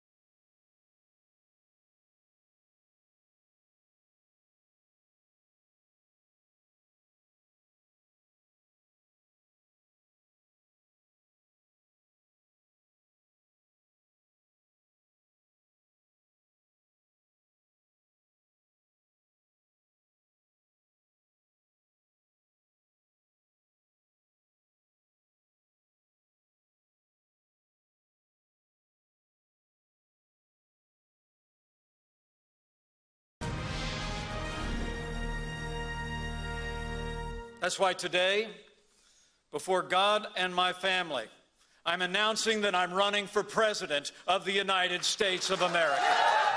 Former Vice President Mike Pence officially launching his campaign for the White House. Pence says he's incredibly proud of everything he accomplished alongside former President Trump and touted tax cuts, energy independence, military growth. But he took a forceful stance and tone explaining why he's running against his former running mate. That on that day, President Trump also demanded that I choose between him and the Constitution. Now voters will be faced with the same choice. I chose the Constitution, and I always will. Pence says the GOP must be the party of the Constitution. He criticized Trump and President Biden for refusing to talk about the need for Social Security and Medicare reform. He says changes need to be made now to protect the future generations. Now, this came just before North Dakota Governor Doug Burgum announced he's throwing his name into the ring for the Republican presidential nomination. Burgum is presenting himself as a non-extremist who believes in respectful dialogue. He made it official in Fargo yesterday, saying the leader of our country needs to be focused on our growth. Hawaii's Kilauea volcano now erupting after a 3-month pause. The Hawaiian Volcano Observatory said it detected a glow in the summit early yesterday morning. All the activity contained to a closed area in the Hawaii Volcanoes National Park on Hawaii's Big Island. The state's emergency management agency says there is no indication polluted areas are threatened. The eruption may even bring more visitors to the park. Oh, it is amazing. The bright orange and the way that the smoke is billowing off, it's more amazing than I actually pictured in my mind if I would ever see a volcano. Well, Kilauea is one of the world's most active volcanoes. It last erupted in January and continued for 61 days before ending in March. This morning, we are on weather alert for poor air quality sweeping all across the East Coast because of the Canadian wildfires and the smoke it's leaving. Here in Maryland, we are in code red air quality alert. Meteorologist Amy Aronson is joining us, and as you saw from the pictures out there, it's hard to see outside, it's hard to breathe outside, some of that even seeping into buildings. Just right in not here a good in our day. Studio, yeah. It's tough in here today. Yeah, can you see the haze floating It is by? incredible just how hazy it is. I know, it is incredible. And the images out of New York yesterday were insane, and now it looks like a lot of that has arrived right here in Maryland, unfortunately. So this is what you're up against as you step out the door. You can see it, you can smell it, you can feel it. We've got the haze, we've got the smoke. And this came all the way from Canada, which is just incredible. It shows how the atmosphere works. The smoke funneling southward and now reaching us. As we take a look at our temperatures, we're at 59 degrees. Temperatures really not significant today. The air quality alert, that's the big story. Everybody should be avoiding time outside if possible. Close up your home and car windows today as you travel. You do not want the smoke filtering into where you are, of course. So we've got that haze, that smoke continuing through much of the day today. Temperatures will still manage to make their way into the mid and upper 70s this afternoon, although it's going to be tough to enjoy that. We are looking at an air quality index close to 161 today, puts us in the unhealthy category. That means everybody should avoid time outside if that's possible. We are back in the moderate category both Friday and fortunately on Saturday too. So a little bit of relief coming as we get into the weekend. Here's a look at where that smoke is coming from. Wildfires are burning in the Quebec area of Canada. That's the smoke that's filtering southward, directed right towards us. So that area highlighted in gray there, all dealing with ongoing smoke. Weather pattern hasn't moved a whole lot. That's also contributing to the issue. Area of low pressure to our north and east. Counterclockwise flow around that, shoving all that smoke southward right into Maryland currently. So we are dealing with the thickest smoke actually right now, the densest smoke right now. We need the rain. Rain eventually on the way. Just a little chance for it come tomorrow. Today we stay dry. The big story will be the haze and the smoke.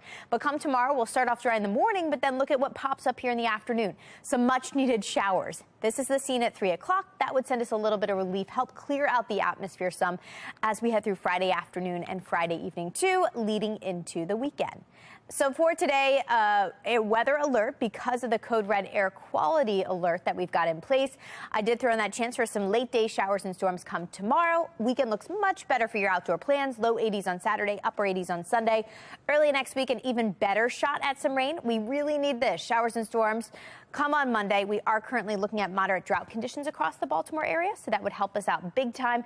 And it looks like the showers will linger through Tuesday. Wednesday's dry again and warm with highs in the mid 80s. Remember, you can always use that QR code you see at the bottom of your 7-day forecast. If you want to use it, just scan it with your phone, and that's going to take you right to our WBFF weather app. But you can also get all these weather updates there. Tom, Patrice. Thank you, Amy. Now to your Lens Solar Traffic Network and taking you live. Various shots right here. You can see on the right-hand side, the Bay Bridge, the Francis Scott Key Bridge, the big shot right there. And then top right, you see right before the Fort McHenry Tunnel. And you can see the haze in that it's impacting all throughout our area. Here's a live look now from our traffic photojournalist Graham, and he is in the area of 695's outer loop. Looks like he is, not sure exactly where he is on the outer loop, but moving along, and it looks like there's no issues to report at all on any of the Baltimore major highways. Now we want to get an update on your mass transit. We have Mark Jones in the MTA. Good morning, Mark. Well, good morning, Tom. Good morning, everyone. Out there on the MARC train system, you'll find 10 train 511 with a 5 to 10 minute delay, and Camden 845 running 5 minutes late allowed time for travel in those instances. Light rail link right on time if that's your ride. Good to go for the commute. Metro subway link on schedule between Owings Mills and Hopkins Station for travel. For the MTA Transit team, I'm Mark Jones. Thank you, Mark. Artificial intelligence may be coming to your doctor's office. Coming up, how Google is going to help make this happen. The second driver charged in that fatal Beltway crash that killed 6 construction workers faces a judge today. Just ahead, I'll have a preview of that court appearance. Fox 45 News, winner of 17 2022 Regional Emmy Awards, more than all other Baltimore news stations combined.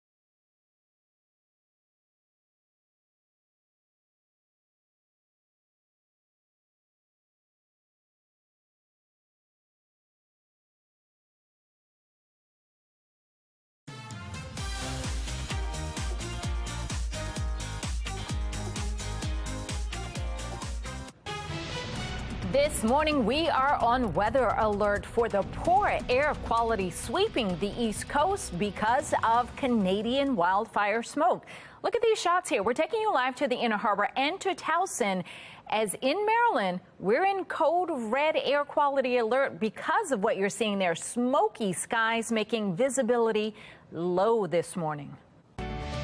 Topping your consumer news, artificial intelligence is coming to your doctor's office. Google Cloud is working with the Mayo Clinic, saying their goal is to transform healthcare with generative AI. Specifically, they want to make it easier for medical professionals and researchers to quickly obtain a diagnosis and treatment options using medical records, research papers, and clinical guidelines. Mayo Clinic says patient safety, privacy, and ethical considerations will be a priority. In streaming news, Amazon is planning to launch an advertising-supported tier of its Prime Video streaming service. Now, this comes as it looks to further build its ad business and generate more revenue from entertainment. The Wall Street Journal reports advertisers say they're eager to have Amazon offer an ad tier for Prime Video, which would follow similar moves by other streaming platforms, including Netflix and Disney. This Fox 45 News segment is sponsored by Chime Medical Center. It is that time of year we celebrate Dad, and you could win some extra spending money every day now until June 15th. Grab your phone, scan this QR code you see on your screen, and you can have a chance to win a $100 Visa gift card. Play our Father's Day Pop Quiz Trivia Contest. Get the question right, and you could win the daily prize of a $100 Visa gift card. Again, scan the QR code, get the Father's Day Pop Quiz Trivia question of the day, and good luck. Sarah from Baltimore won yesterday. Congratulations, Sarah. Well, today we continue to be weather alert as the smoke and haze push through our state. Well, still to come, meteorologist Amy Aronson letting us know when the next weather maker, though, is making its way here, and hopefully that rain will help push some of this, this smoke away. You're watching Fox 45 Morning News, all local, all morning.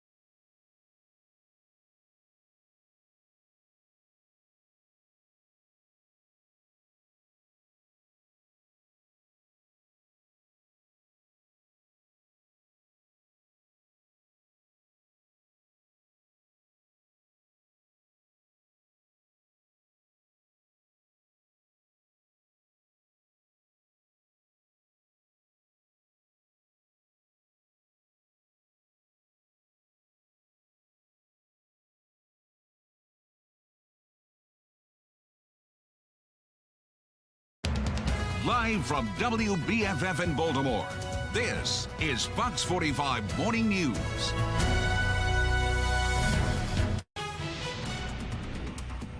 This is not the day to train for a marathon or to do an outside event with your children. This morning, we are weather alert mode for code red air quality alert hitting the state of Maryland. That was New York, and you can see that smoke has now moved its way down here. We've been tracking the smoky skies this week, but now the air potentially dangerous for everyone. What you're looking at there on the left is a view from right outside M&T Bank Stadium from last night. Our viewer Jeff sent that through Chime In. And then on the right, this is what the sky looked like yesterday morning. Ruth sent us this shot in through Chime In as well. It's just so smoky out there. I mean, we usually talk about fog causing that, but it's crazy to think that is smoke. But you feel it and you taste it, and it's pretty bad. Welcome back on this Thursday. I'm Patrice Sanders. I'm Tom Rogers. A lot of kids, your activities after school are canceled again today, so make sure you check that. We have live team coverage of this air quality hitting many states along the East Coast.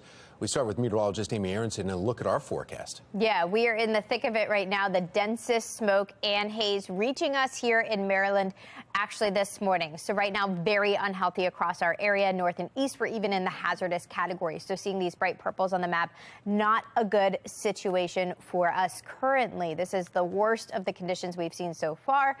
And eventually conditions will improve, but not this morning. Upper 50s near 60 to start off the day. You should honestly stay inside more than outside anyways, so jackets not really needed. You might want to wait in the car if you can for the bus this morning, so that way you're not out in the haze and the smoke. If you do have to be outside, a mask is highly recommended as we head through the afternoon. Temperatures warm into the upper 70s with haze lingering. I'll let you know exactly when we will see some relief in just about 10 minutes. Tom, Patrice. Thank you, Amy. Across the Northeast right now, people experiencing the worst air quality in more than 20 years. Megan Gillen is at our live center with the new warnings coming from doctors this morning. Megan. Yeah, it's dangerous out there, guys. Much of Maryland, as you look right here, still highlighted in red. We've been looking at this over the last few days here. The red indicates the unhealthy levels, the orange indicating unhealthy for sensitive groups. Around Baltimore City, guys, even worse than what we saw yesterday. Now that AQI, the air quality index at 161, it was 151 yesterday. As a result of all of this, Mayor Brandon Scott now warning residents to take necessary precautions. He's urging them to remain indoors as much as possible. And he goes on to say this is the impact of climate crisis being seen in real time. A live look now over Baltimore's Inner Harbor. Look, guys, that smoke from Canada now just blanketing our city out there. Taking you live to New York City, we mentioned this is an issue up and down the East Coast, certainly seeing that there as well. Governor Kathy Hochul making 1 million N95 masks available to filter out the soot that they're seeing in New York. Doctors now warning people to wear masks to stop you from breathing in those fine particles that can make their way into your lungs, really worsening conditions for those with asthma or heart disease. Here's a situation where it actually might help if you have to go outside, to wear a mask outside, because some of these particles are large enough that they won't come in through the tiny little holes in the mask. So at least they'll protect you it'll reduce the amount of soot you're breathing into your lungs, although it's not a cure-all. Oh, wow. We might not see great improvement in air quality here today. The National Weather Service tweeting that smoke is now filtering southward. And that's good news, because that means that things are then expected to improve here in our region by tomorrow. We're going to be monitoring these conditions here all morning long right here from our live center. For now, we'll send it back to you guys. Tom? Thank you, Megan. And we want to take you back outside in our Len Stoller Traffic Network. Good news that there are no accidents to report around the Baltimore area on any of the major roadways, but taking a look at the Francis Scott Key Bridge, and you can see just how thick that smoke that Megan was just talking about is really getting. It's gotten worse right here. Another shot right before you go into the tunnels here, the Harbor Tunnel. You can still see that haze, and it is dangerous levels. Happening today, driver of one of the cars involved in the crash that killed 6 roadside workers is expected to appear in court. Shannon Lilly is joining us live with the latest and what we can expect out of today's court appearance. Shannon. Well, this will be an initial court appearance, Patrice and Tom, for the second driver charged in this deadly Beltway crash. We expect them to be in court at 1 this afternoon at the Towson District Court. So let's take a look at the charges that she's facing. It's a long list, 28 counts total. These are some of them here. They include 6 counts of manslaughter, 6 counts of negligent homicide, 6 counts of causing the death of a vulnerable individual while operating a motor vehicle, and more. more. She's 54-year-old Lisa Adrienne Lee of Randallstown, also facing allegations that she was under the influence while driving the day of the crash. She was arrested yesterday morning after she turned herself in for this crash. Cameras capturing those fatal moments. Take a look. According to police, Lee was driving the Acura TLX along the west side of the Beltway on March 22nd when she tried to change lanes. Her car hitting that Volkswagen driven by 20-year-old Malachi Brown of Baltimore before careening into the construction zone, killing 6 people. Now, Brown also faces a multitude of charges in this crash. He was arrested on Monday and had his initial court appearance Tuesday, where he was released on home detention. But during that appearance, prosecutors said Brown was traveling at more than 120 miles per hour at one point before the crash. In fact, authorities say both of these drivers were at one point before the crash going above 100 miles per hour. So, of course, we plan to be in court today, and we will keep you posted on what happens. Reporting live, I'm Shannon Lilly, Fox 45 Morning News. In a city in crisis, the weather is heating up and pools are opening for the season, but safety is now top of mind after a Baltimore teen nearly drowned in a public pool earlier this week. Olivia Dan joining us live now with the latest details and the condition of the teen. Olivia? Well, Tom and Patrice, the teen is in critical condition this morning after nearly drowning in the Roosevelt Park pool, which is in Hamden. Now, the pool was not open to the public at the time, so there was no lifeguard on duty. But according to police, a group of teens climbed the fence and jumped in. That's when the teen went under in the deep end and didn't come back up. A rescue team had to pull them out of the water. But Mayor Brandon Scott is saying that people need to be smarter when it comes to swim safety. Take a listen to what he said. This is something that could have been totally avoidable. A young man is in critical condition fighting for his life because he made a bad decision. We have asked and we have said time and time again, we want our young people, we want everybody in Baltimore to enjoy our pools. That's why they're free. But you have to do that when the pools are open, when there is a lifeguard on duty, because swimming in an unsafe way can cost you your life. Homicide detectives are now investigating this case, and public pools in Baltimore City aren't open 7 days a week until June 15th. For now, reporting live in the newsroom, I'm Olivia Dance, Fox 45 Morning News. We are gearing up for yet another weekend under the youth curfew enforcement. Our recent incident is causing volunteers to be on edge.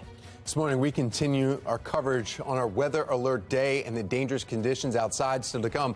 We're taking a look at the conditions in D.C. as the smoke is pushing across Maryland and south. 6:37, you're watching Fox 45 Morning News, all local, all morning. Weather Window, presented by the National Weather Desk. It's been smoky in several U.S. states due to wildfires in eastern Canada. An example of the hazy cloak into New York's LaGuardia Airport. Things got so bad Wednesday it led to flight disruptions at multiple airports, from delays to complete ground stops. Elsewhere in the country, the sky's putting on a different glow, like this vibrant rainbow in the mountains of Livingston, Montana. For more content like this, follow the National Weather Desk on Instagram.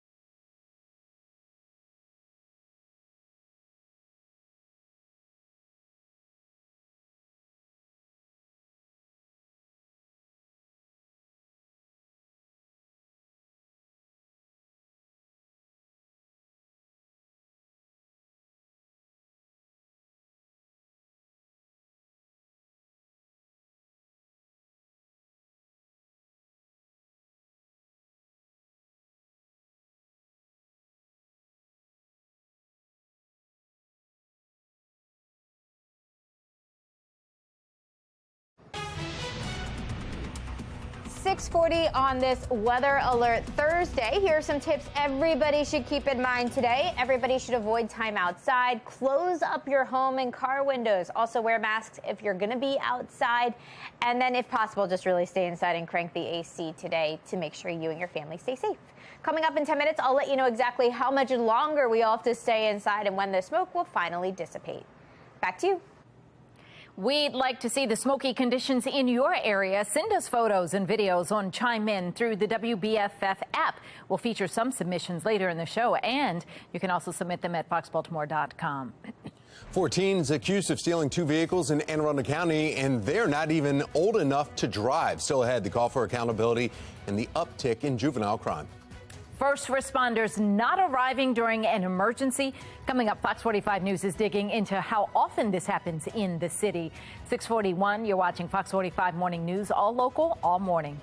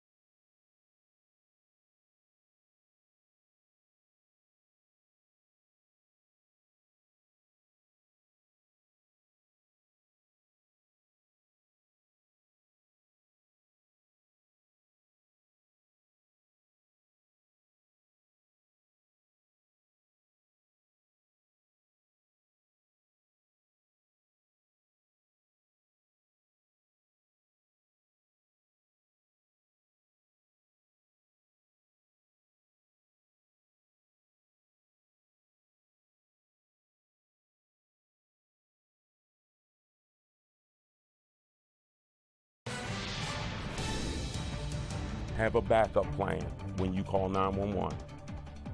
Have a backup plan because they may not show up. Topping your morning rush, a father is speaking out after he was told there was no ambulance for his 7-year-old son while he was having a medical emergency.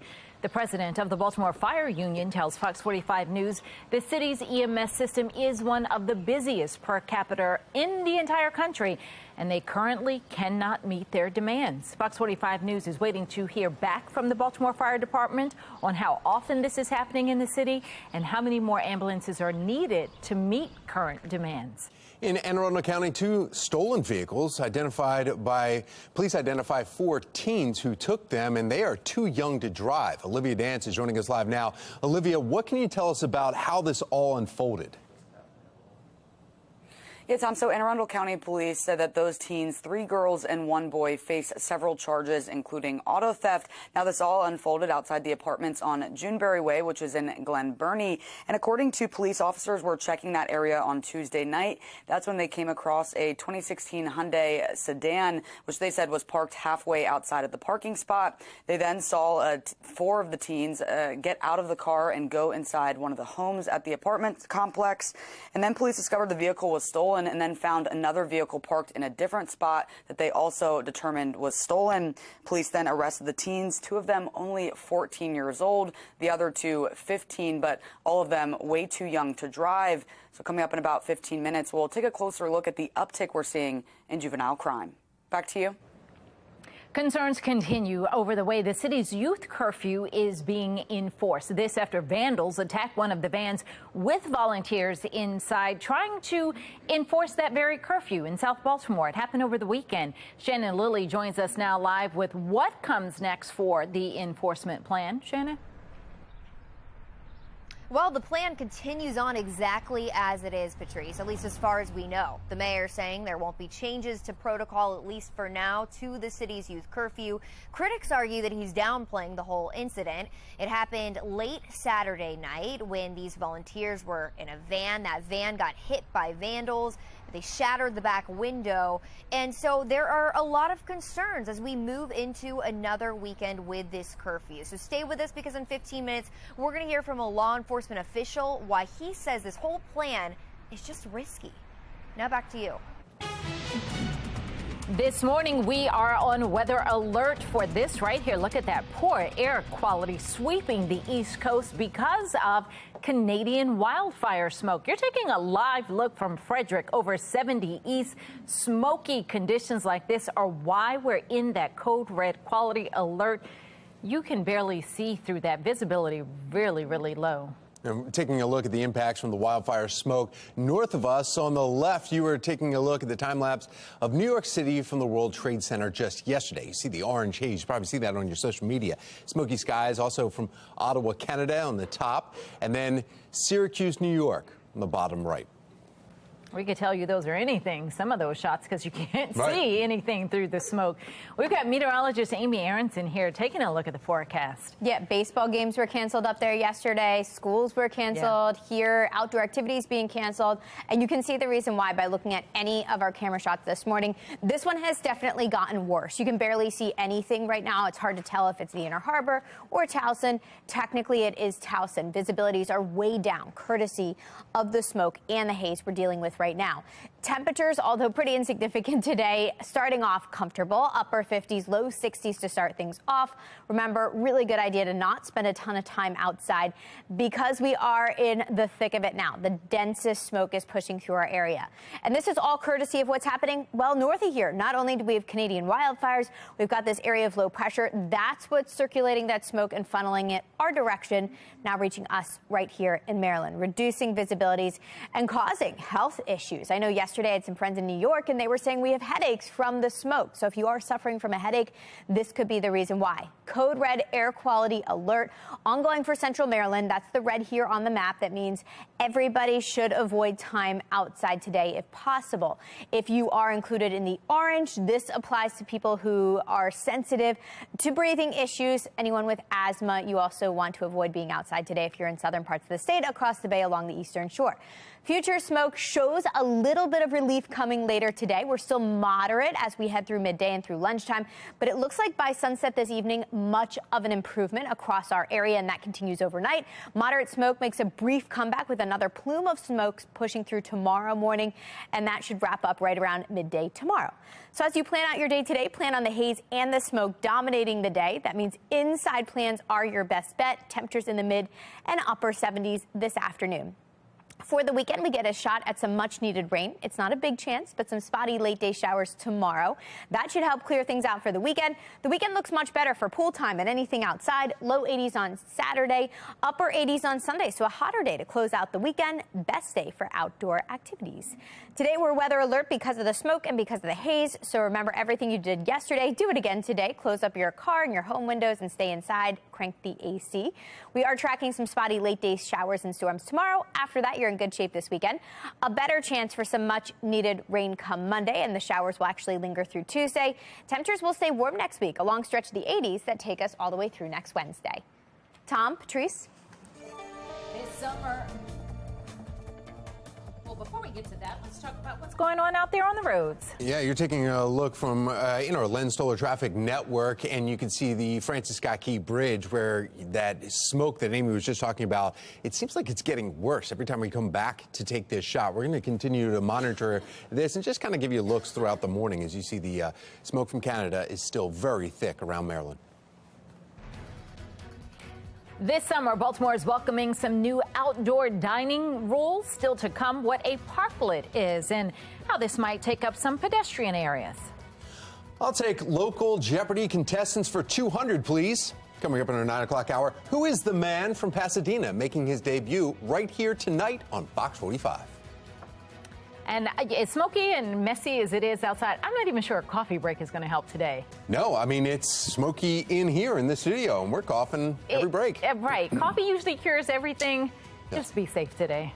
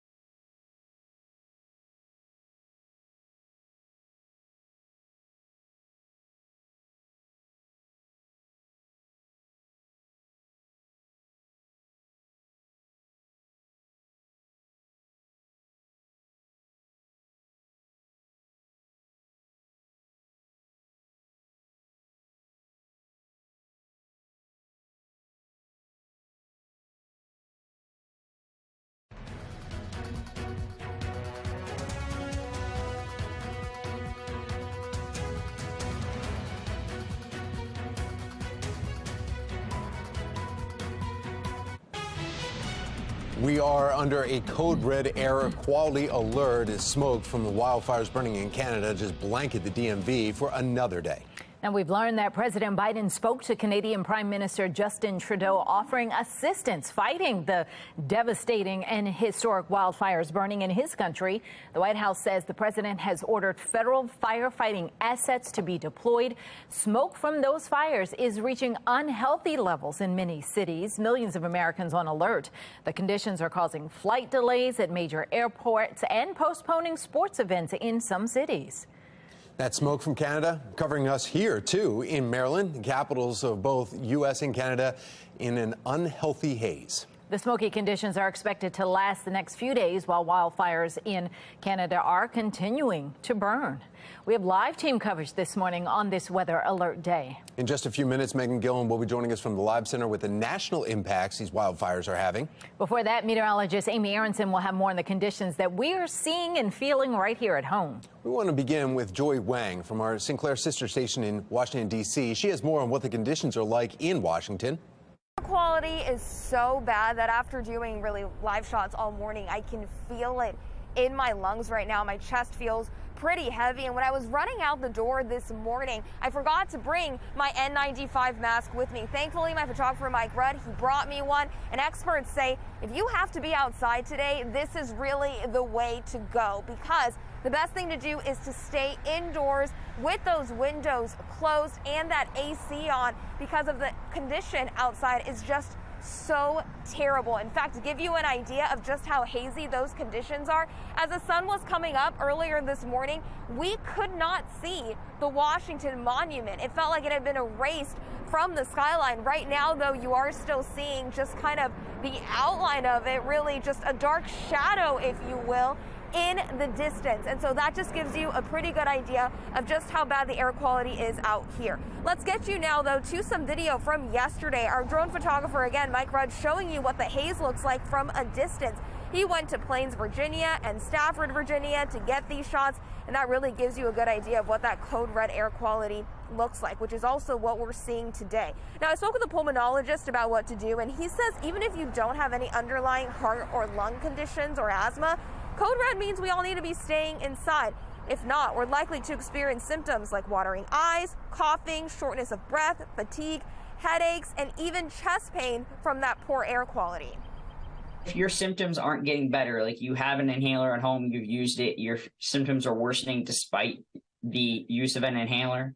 If you don't have an inhaler, like you just are a normal person, you don't have any, and you go outside and you notice that you're having trouble breathing, recommend first going inside, washing your face off, especially if you have like watering eyes and things like that. If you are suffering from some of those conditions and they're not going away, you definitely want to make sure that you also go see a doctor. Now, I also want to mention, I tweeted out some photos of how things are looking out here. You can follow me at Joy7 News to get a better look of what we're seeing out here this morning. For now, here in Northwest DC, Joy Wang, Fox 45 Morning News. Thank you, Joy. Here are some safety tips during air quality alerts. It is a good idea, as you've been hearing, to limit your exposure and stay inside if you can. Keep your doors and your windows shut, your air conditioner circulating. If you do need to go outside, consider wearing the N95 mask to reduce exposure like you saw her wearing. Now, in our 8 o'clock hour, we'll have some tips from the experts on ways that you can stay safe during the ongoing air quality alert. Stay tuned. You can hear preventative measures that you can take if you need to be outside.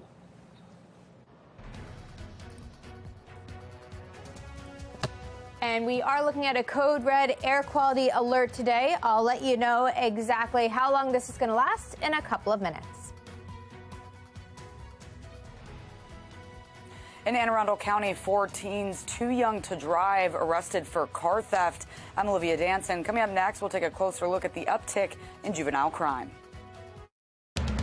Live from WBFF in Baltimore, this is Fox 45 Morning News.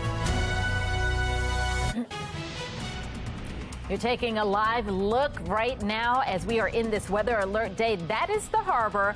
And that is our Towson camera as we are in this weather alert mode again because of the code red air quality alert that is in effect. You can barely see Towson through the smoke. Yeah, it's York Road down there, and that Safeway that you see right near 695, you can barely make it out. Just because we show that every morning, you can see it. But Fox 45 News keeping you up to date with all the latest conditions and how you can stay safe in these dangerous conditions. Well, good morning to you on this Thursday, June 8th. I'm Patrice Sanders. I'm Tom Rogers. We need to bring in meteorologist Amy Aronson. She's got to look at the forecast and when this could possibly blow out of here. Yeah, the densest right now as we speak. It should be improving by the end of the day today. So that's encouraging news. I know, just got to get through this morning. Weather alert day today. We are under code red air quality alert again today. And that means it's really unhealthy for anybody to spend time outside. So if you have to be outside, we highly recommend you wear a mask. I'd say inside exercise over outside exercise today. Just not safe to be out there for a long period of time. Upper 50s to start, mid 60s to end this morning. Now, coming up in 10 minutes, I will walk you through that air quality forecast hour by hour and let you know when we'll finally be able to get back outside and enjoy a walk or a run. Back to you. Oh, Megan's going to actually have an update from our live center now on the impacts we're seeing from this wildfire smoke, because we know there's a lot, right, Megan? Oh, my goodness, Amy, I just found this one, too. This is from the Capitol building here, and there's that red haze that we've been seeing a lot of. Just stunning video showing the threats both in New York City that you see on your screen there, and then also our nation's capital here. The air quality alerts, guys, forcing schools to cancel outdoor activities. Professional sports leagues in Canada actually postponed some games.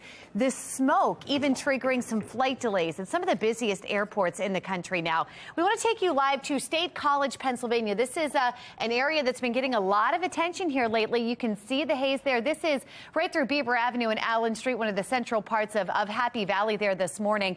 This is an area that is seeing very unhealthy levels, one of the worst on the East Coast here. And now the FAA says the soot in the air is affecting visibility, which could cause delays in cities like Boston, New York, Philadelphia, Baltimore, and also Washington, D.C. For a little while yesterday, the FAA issuing a ground stop at LaGuardia Airport. And then, guys, at 8 o'clock last night, LaGuardia had 86 delays, 17 cancellations, the most in the country for the day there, topping FlightAware's misery map here. And it's not over yet. Much of Maryland, as you take a look at our smartboard here this morning, if we can pull that up, or you can still see here highlighted in red, that is unhealthy. The areas around the Baltimore metro area at 161 AQI for quality levels. This is actually a little worse than what we saw yesterday when we were at 151. That's the latest from our live center. Tom? Thank you, Megan. Governor Wes Moore, Mayor Brandon Scott warning residents to take necessary precautions during this red alert air quality days. The governor releasing a statement writing, "We are working in close coordination with the Maryland Department of Environment and Maryland Department of Health to monitor the impact that wildfires burning in Quebec, Canada are having on the air quality both in Maryland and across the region." Mayor Brandon Scott also releasing a statement reading in part, "It is crucial residents stay informed about the current air quality conditions and take appropriate measures to protect themselves and their loved ones." Now let's get over to the Lynn Stoller Traffic Network as you take a live look there over the Francis Scott Key Bridge this morning. Nothing but smoky conditions that Megan and Amy were just talking about, absolutely consuming the area. No incidents to report, but just use some caution because visibility is low. 7:03 and turning now to a city in crisis as we are gearing up to head into another weekend. Concerns continue over the way the city's youth curfew is being enforced. Baltimore Mayor Brandon Scott is responding following the vandalism of a curfew van in South Baltimore. Shannon Lilly joining us live here in studio with what we can expect moving forward. Shannon? Well, moving forward, Tom, the mayor is insisting there will be no changes in protocol, even after vandals attack this van with volunteers inside. It's the first violent incident we've seen since the curfew went into effect 2 weeks ago, but critics fear it will not be the last. It puts kids at risk. It puts volunteers at risk. It puts police at risk. And we know that things have happened to vehicles consistently across this world. But what we won't do is highlight the extreme. So you just heard the mayor's response when questioned about this incident. But the vandalism happened here.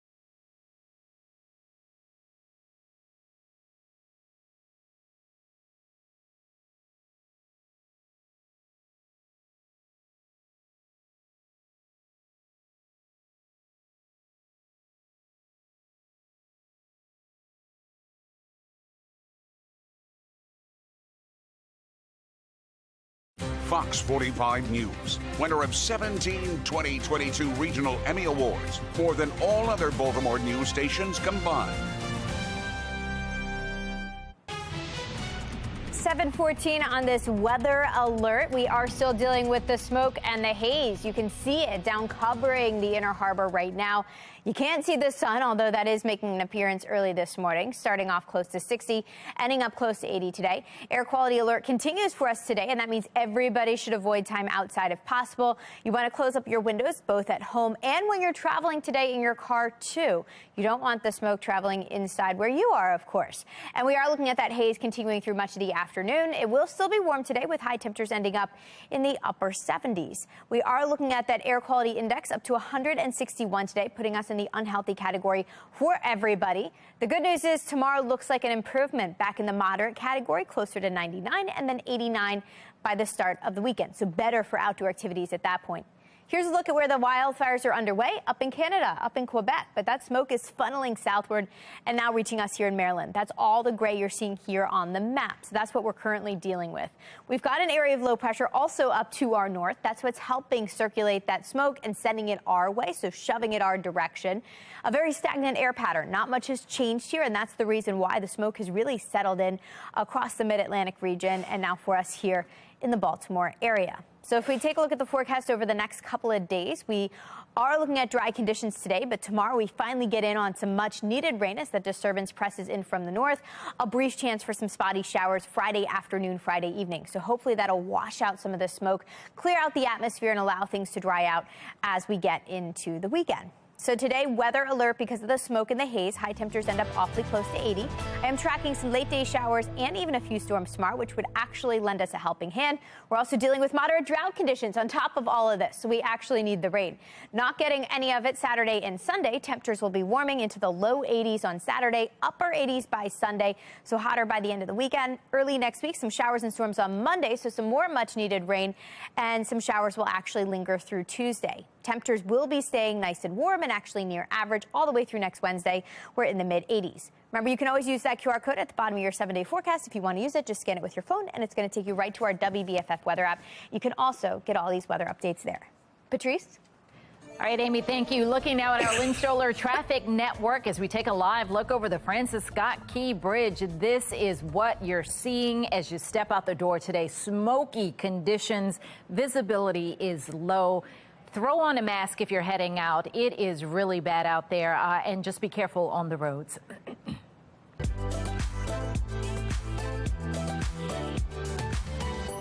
It's So Baltimore. Celebrate the creative vision behind early childhood educational programs. The Jim Henson exhibition, Imagination Unlimited, is now open at the Maryland Center for History and Culture. Be More Lifestyle host Mark Clark is live there taking a look around. And Mark, let me just start this by saying happy birthday. Thank you so much, Patrice. It feels great. 57 years strong. Let's go. Okay, enough about birthdays. Vicky is here. Vicky is a professor of fashion. And when you say Miss Piggy, of course you got to think fashion. Here are the gloves right here. So Vicky, let's start with Miss Piggy on this wonderful exhibition. Well, Miss Piggy is a star, a huge star, and a fashion icon. And throughout the years, her fashion, has changed with the time. But I think, the gloves here are such a great sign of the Hollywood glamour that Miss Piggy exemplifies. And I'm super excited because this afternoon, I'm going to be talking to the women behind the glamour. Bonnie Erickson, who designed Miss Piggy in 1974, I think. Wow. And is responsible. She's going to tell us the story of these gloves that she chose for Miss Piggy. And then her two costume designers, Callista Hendrickson, who was the House of Callista, was the designer behind Miss Piggy and designed all the fabulous costumes for her early years in the Muppet shows and the movies, and then started making, there were Miss Piggy calendars, yes, which I remember growing up with, which were fabulous, where she was, starring as like Ginger Rogers and Kirby as Fred Astaire and, them in Grease and all these great spoofs of their Hollywood films that we love. And then Polly Smith, who saw Miss Piggy through and joined the costume studio designed for movies like Muppet Christmas Carol, which is a favorite of mine, Muppet Treasure Island, and put Miss Piggy in costume dramas. Well, Vicki, I mean, so much. Miss Piggy's so amazing. And look, I always thought it was Patrice who started the ring on the glove trend, but no, it was Miss Piggy. That's right. So learn something new today. I can't even compete with the glamour and fabulousness that is Miss Piggy, so she's got that on lock. All right, Mark. So interesting, because we all grew up with the Muppets. All right, well, if you want more information about the exhibition, go to foxbaltimore.com/newslinks. This Fox 45 News segment is sponsored by Chime Medical Center. It is that time of year where we celebrate Dad, and you could win extra spending money every day from now until June 15th. Grab your phone to scan the QR code for your chance to win a $100 Visa gift card. Play our Father's Day Pop Quiz Trivia Contest. You get the question right, and you could win the daily prize of the $100 Visa gift card. Again, just scan that QR code there to get the Father's Day Pop Quiz Trivia question of the day. Good luck to you. Sarah from Baltimore won yesterday.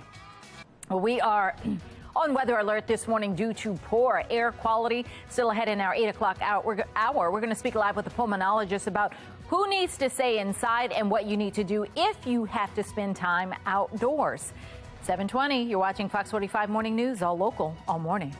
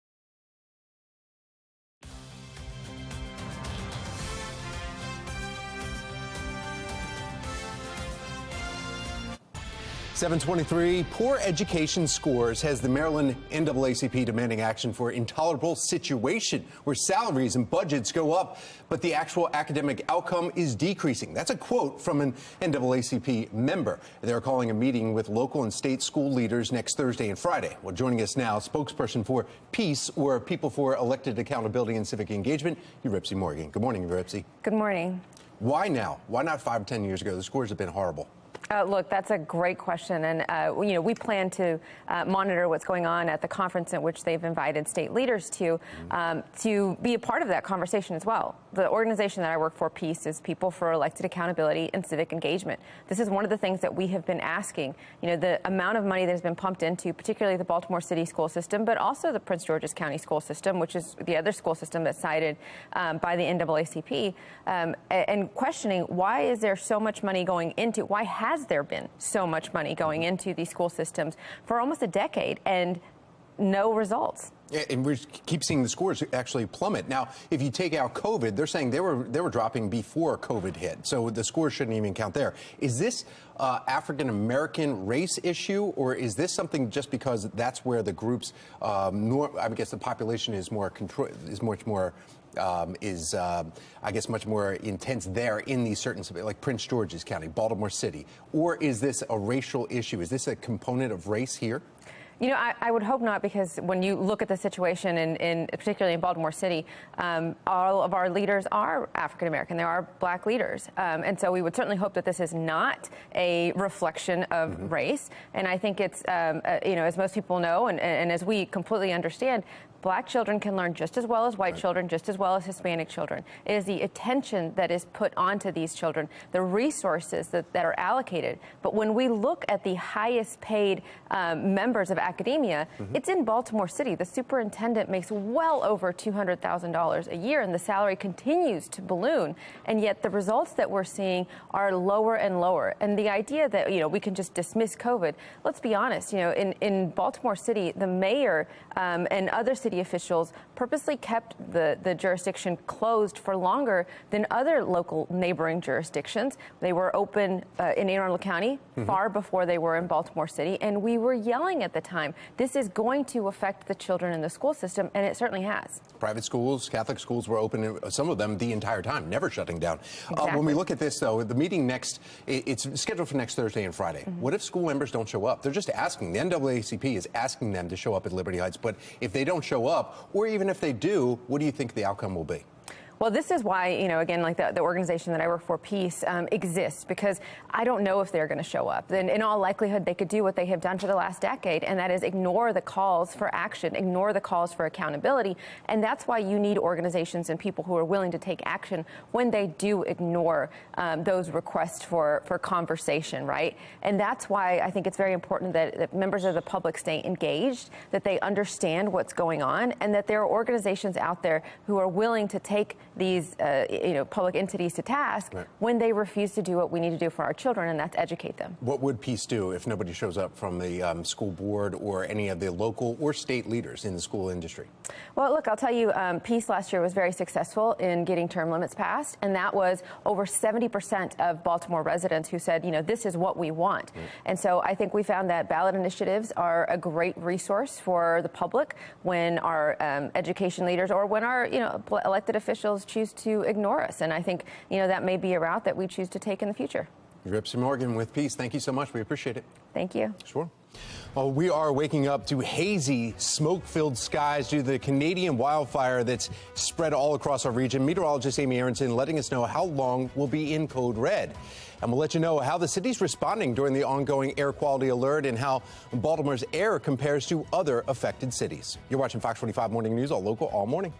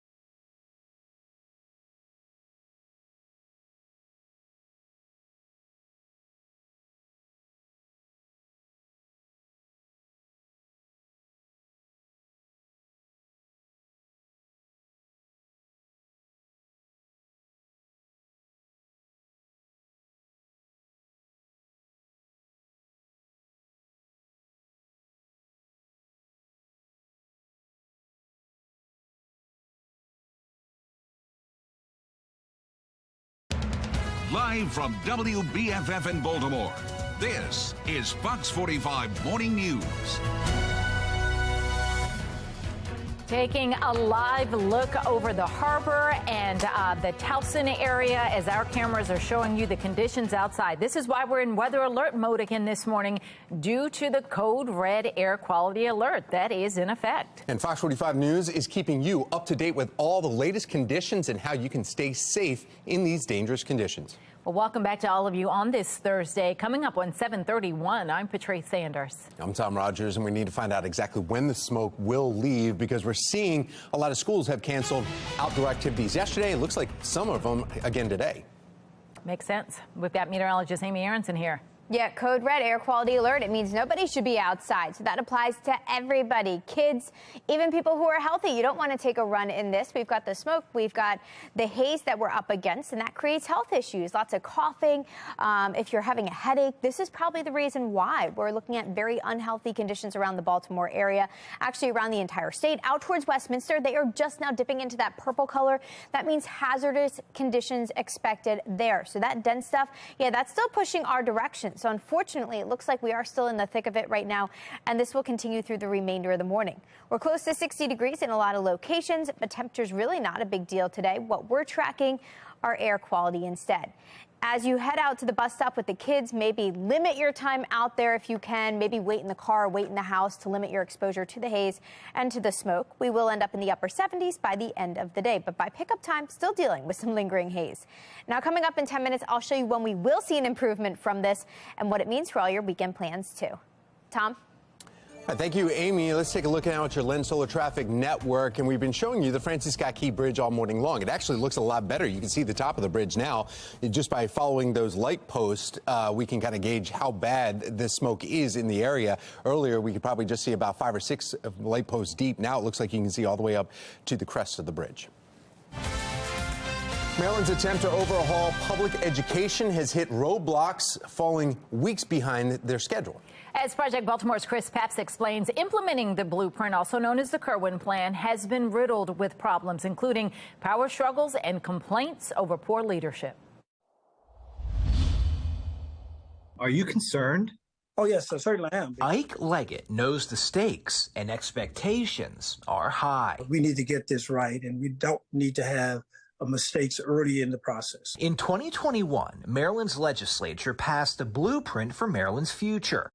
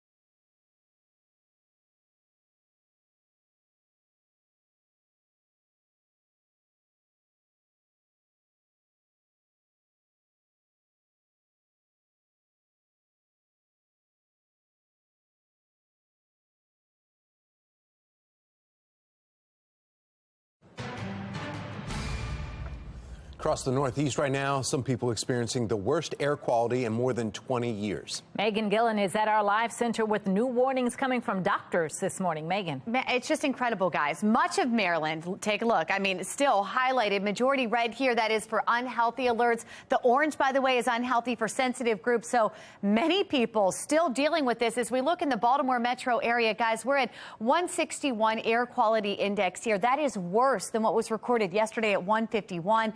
Mayor Brandon Scott now warning people to take precautions, and that means staying indoors as much as possible. He goes on to say this is the impact of climate crisis being seen in real time. A live look over Baltimore's Inner Harbor. My goodness, guys, you can see that smoke. I know many of you can smell it. You can taste it now blanketing the city of Baltimore and the surrounding counties as well. A lot of folks up and down the East Coast feeling this. Live look now from New York City, where it's so bad there that Governor Kathy Hochul is making 1 million N95 masks available to try and filter out the soot. That is what you're actually seeing out there is soot. Doctors now warning people to wear masks to stop you from breathing in those fine particles that can make their way into your lungs, worsening conditions for asthma or heart disease. Here's a situation where it actually might help if you have to go outside, to wear a mask outside, because some of these particles are large enough that they won't come in through the tiny little holes in the mask. So at least they'll protect you it'll reduce the amount of soot you're breathing into your lungs, although it's not a cure-all. So while we might not be seeing great improvement here in the air quality, you can see that not a great deal of air quality improvement here expected today. The good news from the National Weather Service is that the smoke is now filtering southward. That's good for us here in our region. That means things are expected to improve here over the next 24 hours, and hopefully by tomorrow evening, it'll be a little better. In the meantime, let's bring in meteorologist Amy Aronson. She has some tips on how you safe in all of this. Amy, what's going on? Yeah, that's right, Megan. Hopefully improvement by this evening, actually. But this morning and for the first part of the day, everybody should really avoid time outside. You should close up your home and car windows. You don't want the smoke leaking into your house. Also, wear a mask if you are going to be outdoors, like you just mentioned. And your best bet, really just stay inside for the time being and crank the AC. You don't want to be dependent on the outside air right now because of its poor air quality. Now, coming up in 10 minutes, I will walk you through the timeline for the air quality over the next 24 hours and let you know what to expect for the weekend, too. Tom? Thank you, Amy. Some city officials arguing for larger budgets for some of their departments. We'll have more on the outcomes in this week's budget hearings. And ahead in our 8 o'clock hour, we'll have more tips for this ongoing air quality alert, how to keep you and your family safe. 7:43, you're watching Fox 45 Morning News, all local, all morning.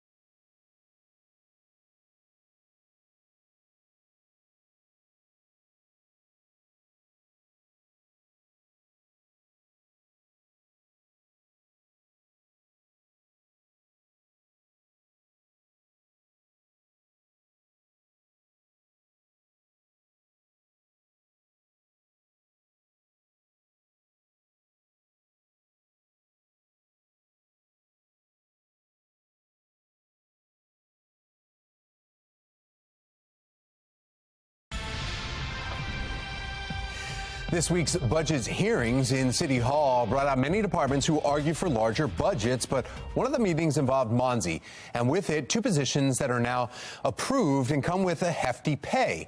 $80,000 salary for a bus driver, $90,000 plus for a communication director. This is police officer salary starts at $60,000 in Baltimore and much lower for EMS. And joining us now for this week's Fox Undercover, former police commissioner, current talk show host Ed Norris. Good morning, Ed. Good morning. We start seeing about the salaries and the rates there. You know, you're thinking, okay, $80,000 for a bus driver who drives around in a trauma bus that goes to places where there's been a shooting or a killing, and they help the people in the community deal with the trauma. But you start looking at why is Monzi, that has been pulled off of ARPA funds and just brand new, not really showing too much of a response here, already paying higher salaries than other people that have been in the city and other positions that have been here for decades? It's a good question. I don't know how they get away with this. You know, they justify a salary like that for people, and then you got police officers making a lot less money than that. The EMTs making a lot less money than them. When there's such vital positions, they've been fighting for raises for years, and not even commensurate with the surrounding counties. And yet they work in impossible conditions. The morale's been terrible. And then when they read things like this, it's going to be even worse because you really feel like you're undervalued. Well, and the issues here, a lot of people saying, well, you know what, a lot of this money comes from federal grants that came out during COVID and the ARPA funds. So we're starting these positions, but how are we going to be able to sustain the pay, especially if the numbers are not coming back? Monzi says, they say that they have dropped crime in the Western District where they've done it. They've reduction in violent crime by 25.4%. And how they attribute their success directly to themselves, that'd be my first question. The police have nothing to do with this. And, I mean, none of these strategies that they're employing have anything to do with this. This is Monzi's impact upon the community. I find it really hard to believe. Yeah, there's been some pushback. Some of the council members here, Eric Costello being one of them, saying, you know, this doesn't make sense. Prove me a little bit more of your numbers here. He sent out publicly, he sent out those letters asking for responses from each of the departments before this week when they held those meetings. He did get some responses. That's where we're getting this data from. They came back. Others are arguing there's been a 21% increase in violent crime across the city. So just one section, can you compare that when there's been an increase over the entire city? Yeah, well, I think it's you select a place where crime's gone down, you take credit for it, say, see, this is why it's working. Meanwhile, the rest of the city is through the roof in violent crime. It's just, I don't know how they're going to get away with this and how they're going to fund this once the money runs out from the feds. And that's the big question that we're hearing here, too. Ed Norris, thank you. We appreciate it. Well, it is 7:49 now. We want to get another check of the forecast and what's going on outside. Meteorologist Amy Aronson with the forecast as more schools are canceling activities after Anne Arundel County just saying, you know what, we're going to eliminate all outdoor activities or events unless they can move them indoors. Yeah, you can see the reason why, right? This is what we're starting off with. The smoke and the haze is taking over, making it tough to even see this morning. So reducing visibilities in spots like Towson. Temperature-wise, we're just fine. That's not the issue today. It's really the visibility and then the health issues that come, of course, with the pollution that's reaching us, the smoke that's reaching us from our neighbors up in Canada. So all this smoke is drifting southward. What's happening is that area of low pressure, that is still stuck to our north and east. So that's just circulating all that smoky air down towards us, funneling it our direction. And we're seeing the result today with no real relief in sight. So you can't see the smoke on the weather map. The droplets that make it up are too small, but that's what we're tracking right now. So we are looking at air quality alerts again today. If you're in the red color here, Central Maryland includes pretty much all of us. Code red air quality alert. Basically, that means it's unhealthy for anybody to spend time outside today. For the areas not included in that, they're colored in orange. Code orange air quality alert means if you do have issues breathing, you also want to limit your time outside today. So maybe you suffer from asthma. Not a great day for anything outside. We are dealing with some pretty dense smoke right now. Looks like that will clear up just a little bit for the second half of the day. Actually, for your drive home this evening, it should be better. So if you want to squeeze in a walk with the dog at some point, I'd hold off until closer to sunset tonight. Overnight tonight does not look that bad, but tomorrow we get another brief plume of smoke pushing back in. Looks like some moderate smoke expected as we head through Friday morning right into midday. So for today, as you plan out your day, plan on some indoor activities. We are looking at that haze ongoing through the afternoon, with highs ending up in the very warm mid and upper 70s. Also, don't forget to put on your air today. Not a day to keep the windows open. You don't want that smoke drifting inside your home. We are tracking some spotty afternoon showers tomorrow. That would really help us out. That could help clear out some of the smoke and some of the pollution for us and allow things to dry out as we get into the weekend. Weekend as of now looks much better. Low 80s on Saturday with mostly sunny skies and much less smoke, much less haze. Same on Sunday. Sunday's even hotter, so if you're itching for some pool time, hold off until the end of the weekend with high temperatures in the upper 80s at that point. Weather alert today because of the smoke and the haze that's causing not only the potential for health issues if you happen to spend time outside, but also just reducing visibilities this morning. Some spotty showers and storms show up tomorrow afternoon. That helps us out. We clear out our skies this weekend, allowing for us to get back outside and enjoy hopefully some fresh air at that point. Upper 80s by Sunday. Monday, we are tracking our next best chance for showers and storms. So Monday, that's the rain we need to help break up this drought that we're also experiencing. And then we've got a few showers that will linger into Tuesday. By Wednesday, it looks like we're dry again, staying seasonable with highs in the mid 80s. Tom, Patrice. All right, Amy, thank you. Today is not the day for it, but outdoor dining is here to stay in Baltimore. See what changes the city is making to keep neighborhoods walkable. And grab your popcorn because going to the movies is about to get a lot easier on your wallet. Really, how one theater is drawing in fans this summer. Well, that's some good news because then that leaves you a few more dollars in your pocket for a cup of coffee. Oh, yeah. Join us for a coffee break.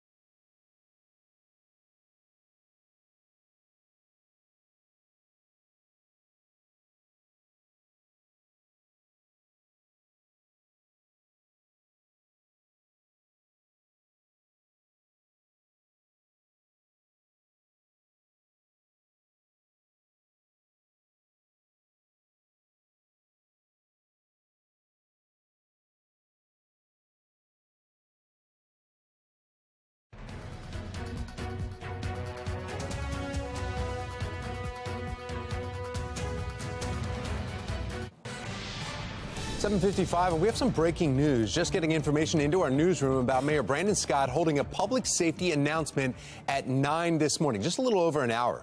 He will be joined by public safety and law enforcement officials at City Hall. Make sure you stay tuned. We'll be listening in and taking you live to the public safety announcement as soon as it happens. Trending now, Baltimore will have some new rules for outdoor dining this summer. According to the Baltimore Banner, the city's Board of Estimates has just approved outdoor dining parklets.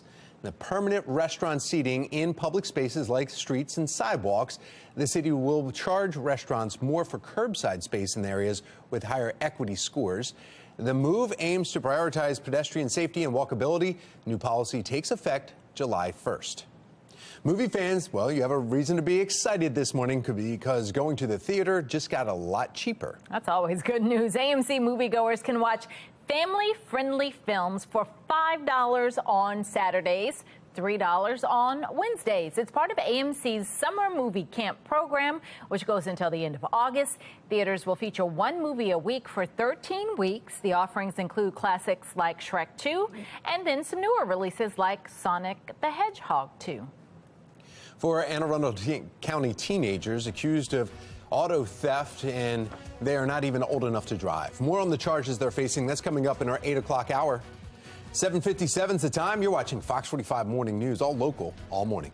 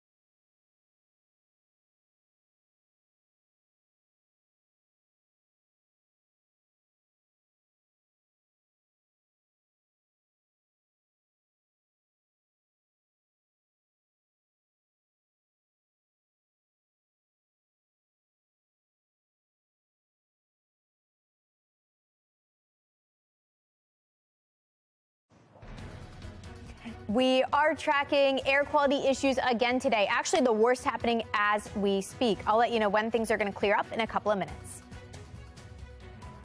In Anne Arundel County, 4 teens too young to drive arrested for car theft.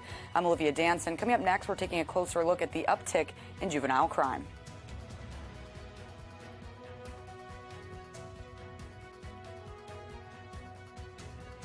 We are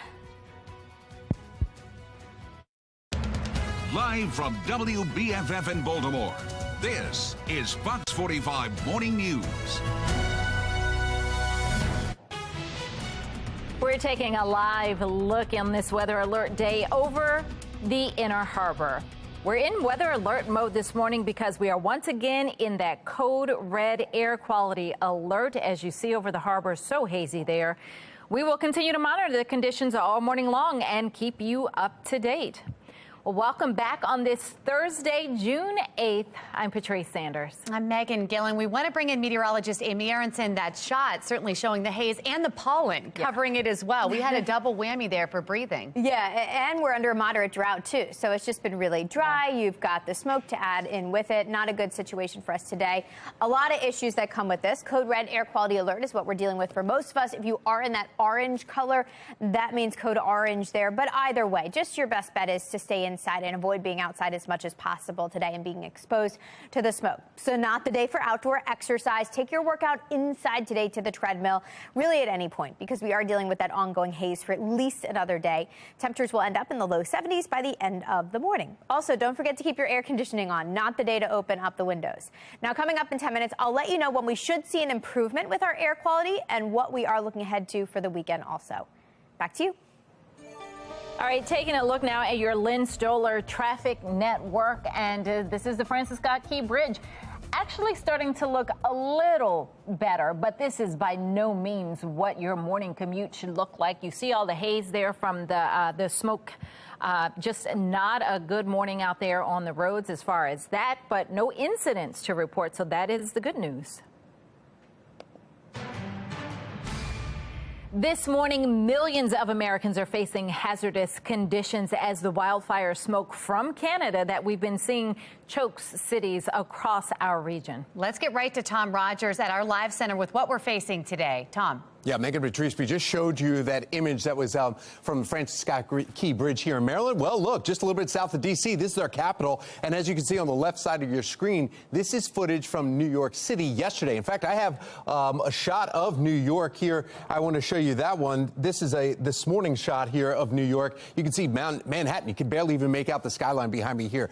So the smoke that is moving through here has become air quality alert for everyone across the entire Northeast. And it's causing some possible flight delays. As you see in Boston, New York, Philadelphia, here in Baltimore and D.C., some of the biggest cancellations, though, coming in these major cities because of the soot that is in the air, and it's making it, well, instrument. If Justin Chambers was here, he'd be talking all about IFR and low IFR flight regulations. So when that soot gets down real low, even pilots on commercial flights cannot fly because they can't see actually the tarmac or the landing strips when they're coming in. So that's why a lot of these cancellations and delays happened yesterday. It's getting a little bit better as we speak, and definitely better in some of the cities that we're seeing. But the quality of the air is the issue. As you can see right here from the smart board, we have some of the maps that are showing you the worst parts about us, the indications. The red up near Buffalo, that is now moving. Richmond is today another one that's going to be hit. So the air quality that Amy was just talking about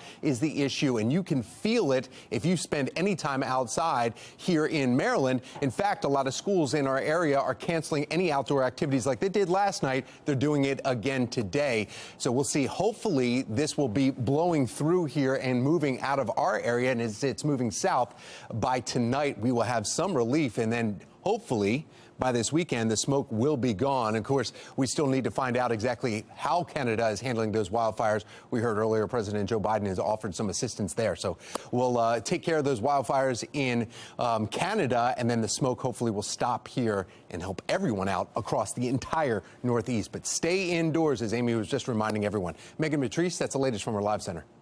All right, Tom, thank you. Governor Wes Moore and Mayor Brandon Scott warning residents to take necessary precautions during this red alert air quality. The governor releasing a statement writing, "We are working in close coordination with the Maryland Department of the Environment and Maryland Department of Health to monitor the impact that wildfires burning in Quebec, Canada are having on air quality both in Maryland and across the region."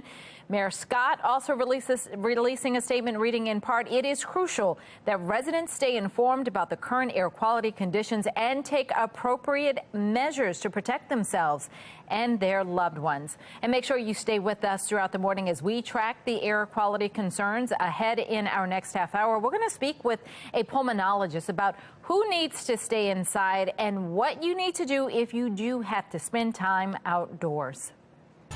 Turning now to a city in crisis as we prepare to head into another weekend. Concerns continue over the way that the city's youth curfew is being enforced. Mayor Brendan Scott is responding following an incident with a curfew van that was vandalized in Baltimore. We have Shannon Lilly with what we can expect moving forward. Shannon.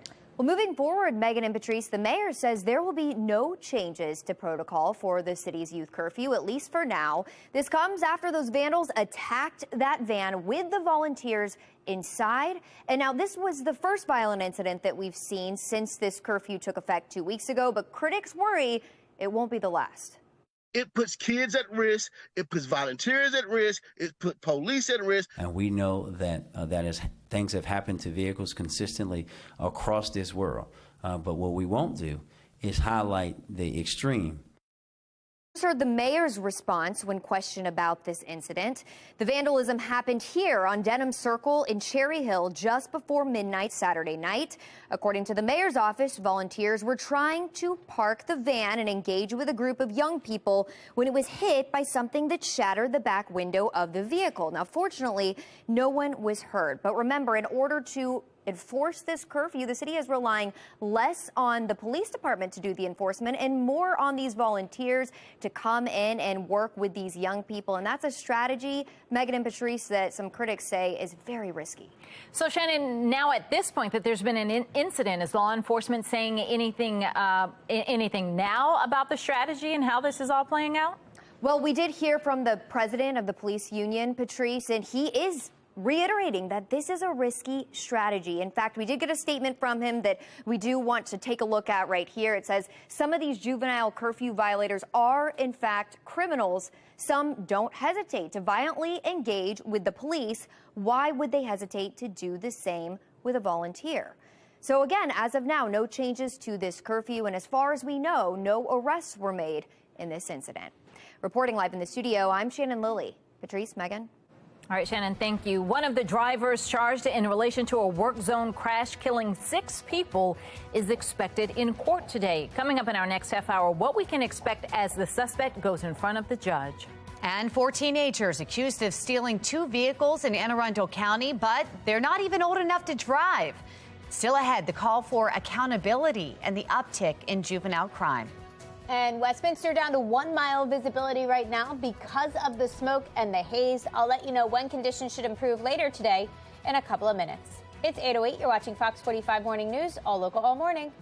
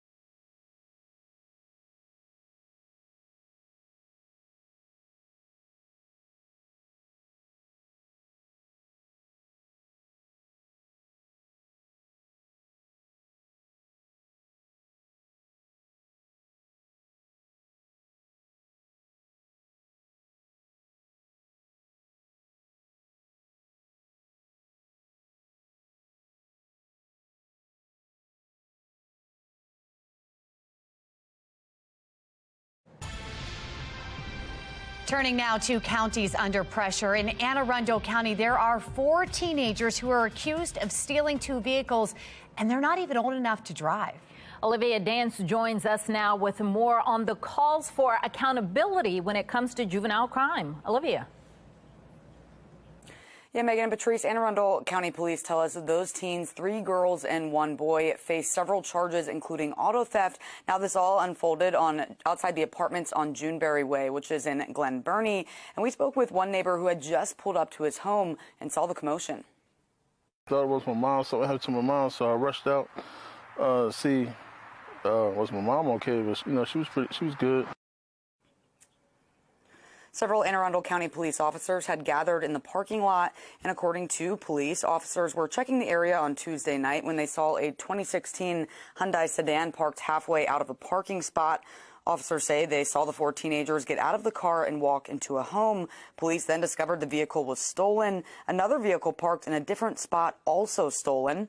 Police arrested the teens, 2 of them only 14 years old, 2 others 15, but all of them not old enough to drive.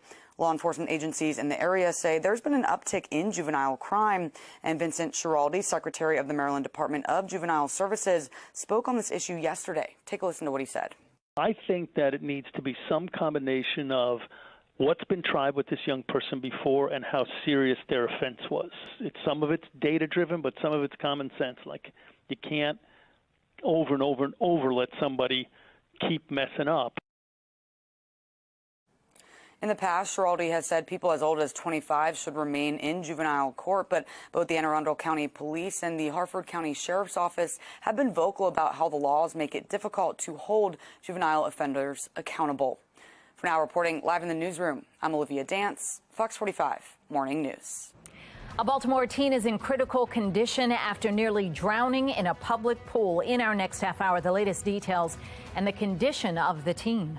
But first, it's been a busy week for Monzi and the Board of Estimates. After the break, a taxpayer expert weighs in on Monday's budget hearing and the concerns that some have regarding this new money. It is 8:13 and you're watching Fox 45 Morning News, all local, all morning.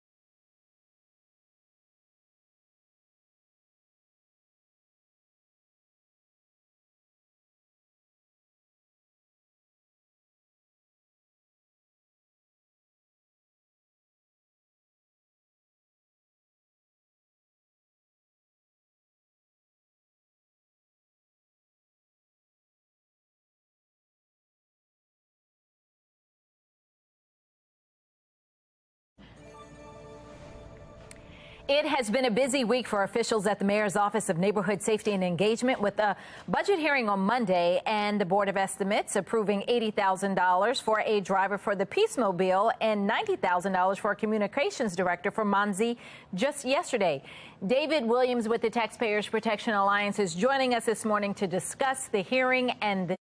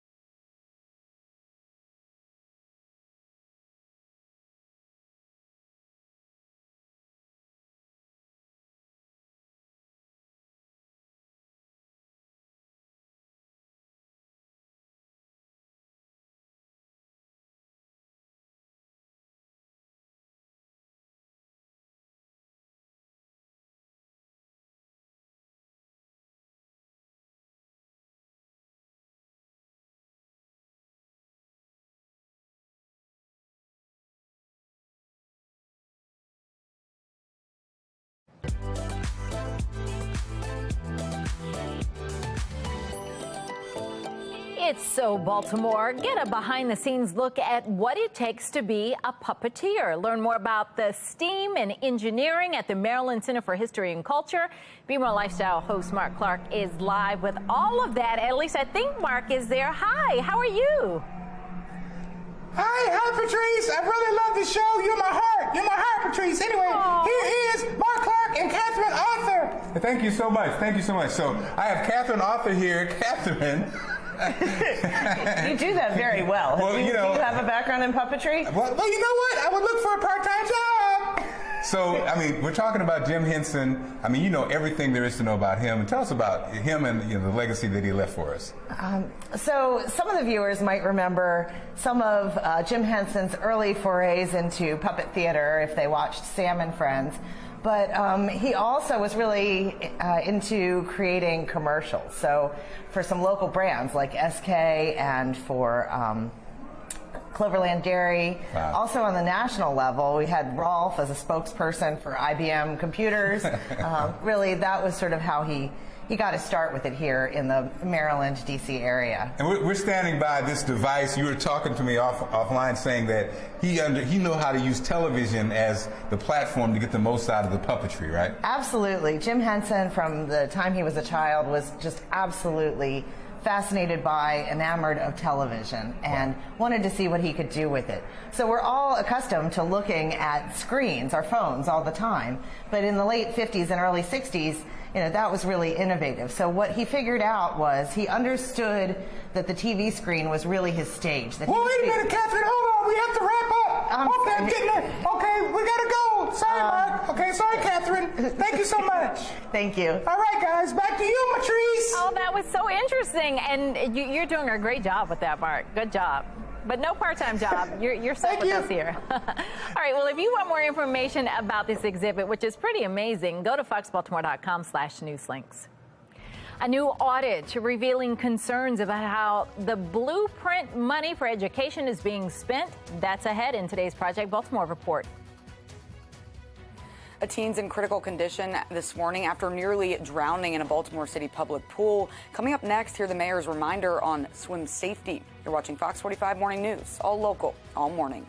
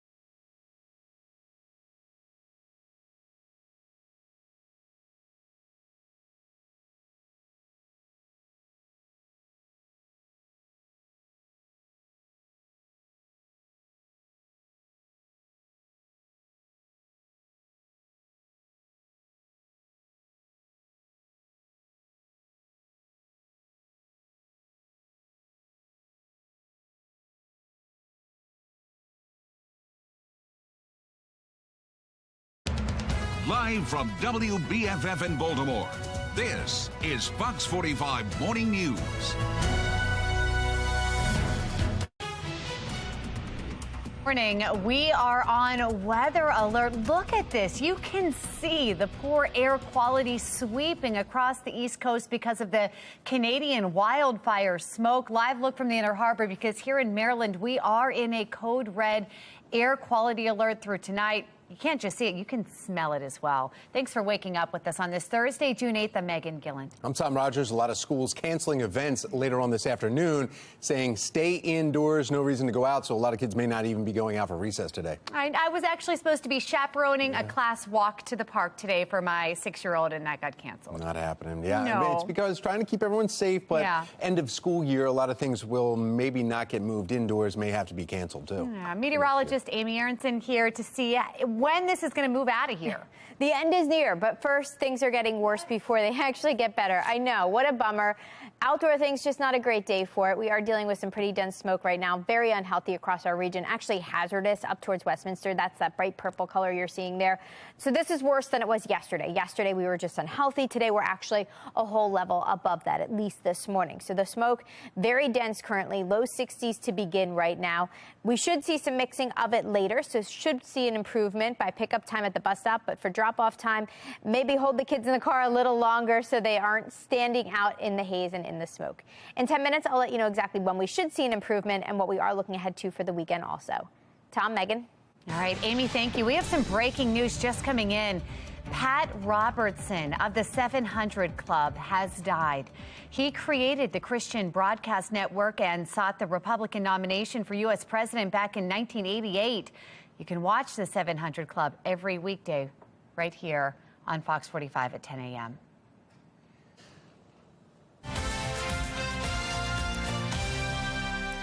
Maryland's attempt to overhaul public education has hit roadblocks, falling weeks behind in their schedule. Project Baltimore's Chris Papps joining us live this morning to share more about the blueprint, also known as the Kerwin Plan. Chris, good morning. Good morning, Tom and Megan. Now, we know we've been following this for years, that the blueprint for Maryland's future, also known as the Kerwin Plan, taxpayers were told that this was going to make Maryland public schools the best in the country. Some politicians said it's going to make Maryland schools some of the best in the world. So it passed in 2021 over Governor Larry Hogan's veto. So we're now in the third year of the Kerwin Plan implementation. Billions of additional dollars are already being spent in the public education. And we're seeing this not necessarily going the way that the politicians said that it would when it was passed. We are seeing that there's some confusion over who has the authority at the state over the Kerwin Plan, MSDE, or the Accountability and Implementation Board, essentially the oversight board for Kerwin. We're seeing some infighting between the AIB board and the state superintendent, Mohammed Chaudhry. We're seeing delays in the implementation of it. We're seeing local school systems saying they don't have the money, and then the counties saying that they don't have the money to be able to fund it. And now this audit came out, and the audit is from the Office of Legislative Audits, and it's their job to audit the government. And they found that MSDE was not properly overseeing how the Kerwin funds were spent by the local school systems to ensure that they were being spent on what Kerwin mandates the money go to. So there's a lot of things going on right now with the Kerwin Plan that I think a lot of the politicians didn't foresee. You know, we're going to continue to follow this because it's billions of dollars, and it's important, obviously. Chris, I remember you first breaking this story years ago and saying, where's the money going to be coming from, and then how will it be, I guess, oversought where it is spent? So I know you have said that, and there's riddled with problems here, including some power struggles, with MSDE, and now we're hearing even more complaints over poor leadership. Yeah. Tell us about that. Well, there's been a lot of complaints over Mohammed Chaudhry. He is the state superintendent, and his contract has to either be renewed or not renewed by July. His contract ends in June of 2024, but the State Board of Education has to make a decision next month, because if they don't want him back, they have to have time to find a new one before July 1st of 2024, when the next contract will take over. And there's been a lot of issues with Mohammed Chaudhry. There's been former employees coming out saying there's a toxic work environment. Those same employees are saying that the implementation of the blueprint is being affected by that toxic work environment. You have the issues between the Kerwin board and the state superintendent over who has power to approve the Kerwin education plans that the local school systems are putting up. You know, there's a lot going on right now, and it kind of does make sense if you think about it from the perspective of there's billions of additional dollars being spent, and everybody wants a piece of that in a way. Everybody wants to be able to control how that money is being spent, because it is an astronomical amount of money, and they want it to go to what they want it to go to, whether it be Mr. Chaudhry at MSDE or whether it be the AIB board, the Kerwin plan. But this stuff is in law. It's supposed to go to specific things.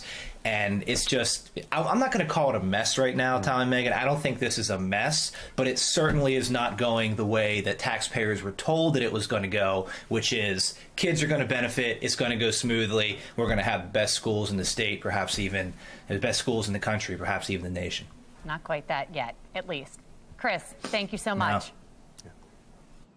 Well, continuing coverage this morning, Fox 45 News getting answers for a Baltimore homeowner after her house was mistakenly sold by the city. Remember this.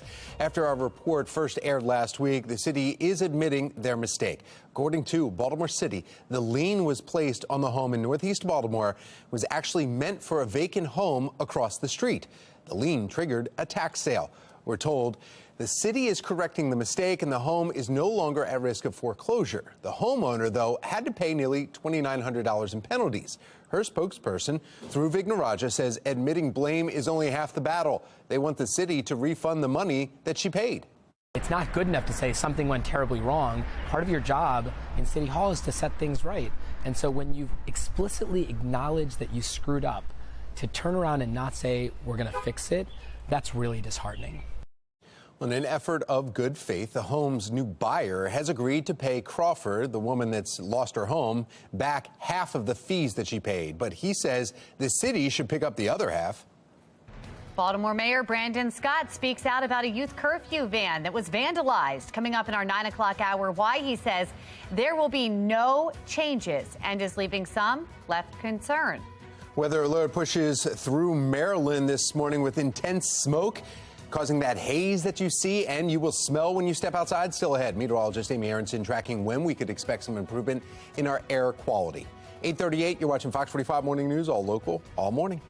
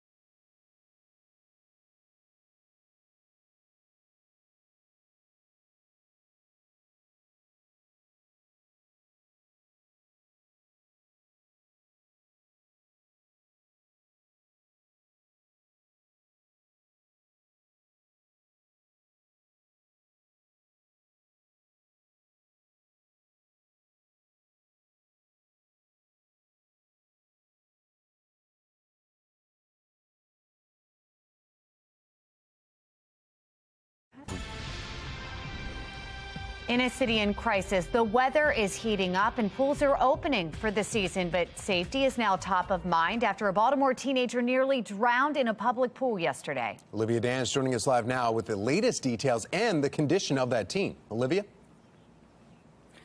Well, Megan and Tom, the teen is in critical condition this morning after nearly drowning at the Roosevelt Park pool, which is in Hamden. Now, the pool was not open to the public at the time, so there was no lifeguard on duty. But according to police, a group of teens climbed the fence and jumped in. That's when the teen went under in the deep end and didn't come back up. A rescue team had to pull them out of the water. And Mayor Brandon Scott is now saying that people need to be smarter when it comes to swim safety. Take a listen to what he said. This is something that could have been totally avoidable. A young man is in critical condition fighting for his life because he made a bad decision. We have asked and we have said time and time again, we want our young people, we want everybody in Baltimore to enjoy our pools. That's why they're free. But you have to do that when the pools are open, when there is a lifeguard on duty, because swimming in an unsafe way can cost you your life. Homicide detectives are now investigating this case, and public pools in Baltimore City aren't open 7 days a week until June 15th. But for now, reporting live in the newsroom, I'm Olivia Dance, Fox 45 Morning News. Thank you, Olivia. Today, we continue to be weather alert. The smoke is just pushing through the state. Still to come, meteorologist Jasmine Lomax will be letting us know when the next weather maker is on its way. And after the break, we're taking a deep dive into what this weather alert day means for you, how this wildfire smoke is impacting your respiratory system. It is 8:43 now, and you're watching Fox 45 Morning News, all local, all morning.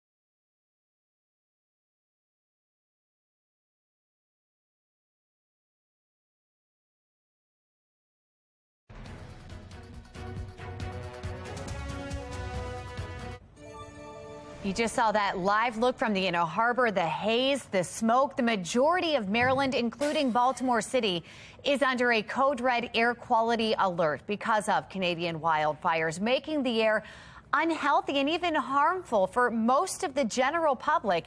It is suggested to limit outdoor activities today. This morning, we're joined by pulmonologist from MedStar Health, Dr. Jacqueline O'Toole, to explain. Dr. O'Toole, thank you so much for joining us. We appreciate your time. Hi, thank you so much for having me. So why is this so harmful to breathe in, and who is it dangerous for? Yes, so when we think about air quality, I think the first thing that comes to mind is those hot August days and when we have poor air quality, and why is this so different? And the driver of this air quality is really these small particles from all the combustion in the fires in Canada. And those very tiny, fine particulate matter can get into the airways, can get into the bloodstream, and can cause a lot of inflammation, primarily for respiratory diseases. So individuals that are older, individuals that have COPD, asthma, interstitial lung diseases, children, they're going to be most at risk right now and need to be most protected from the air right now. We've heard some people compare this to actually smoking cigarettes. Are there long-term impacts from breathing this in?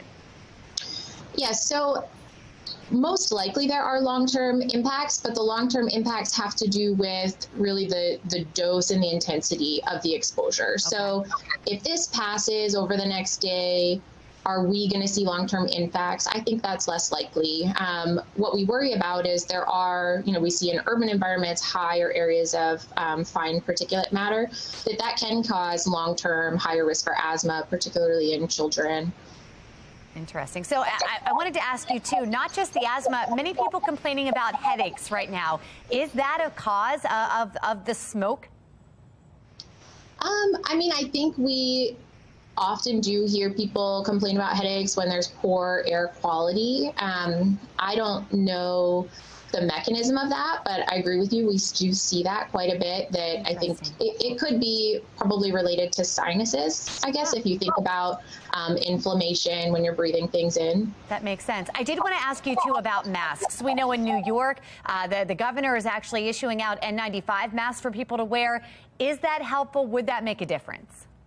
Yeah, I mean, N95, so I believe it's, 95% of the particulate matter. The 2.5 PM, which is what is driving this air quality crisis, they mostly should be filtered out by appropriately sized, appropriately worn N95 masks. So it is important to, look at the instructions on the box. They have to have 2 elastics. It has to be well-fitting. But if you don't have access to that, which is common, then really trying to stay indoors. If you have a HEPA filter in your house, keeping the windows closed, those things are also very helpful. And hopefully things are going to improve by tonight. Dr. O'Toole, we thank you for your time this morning. Well, thank you very much. Mm-hmm.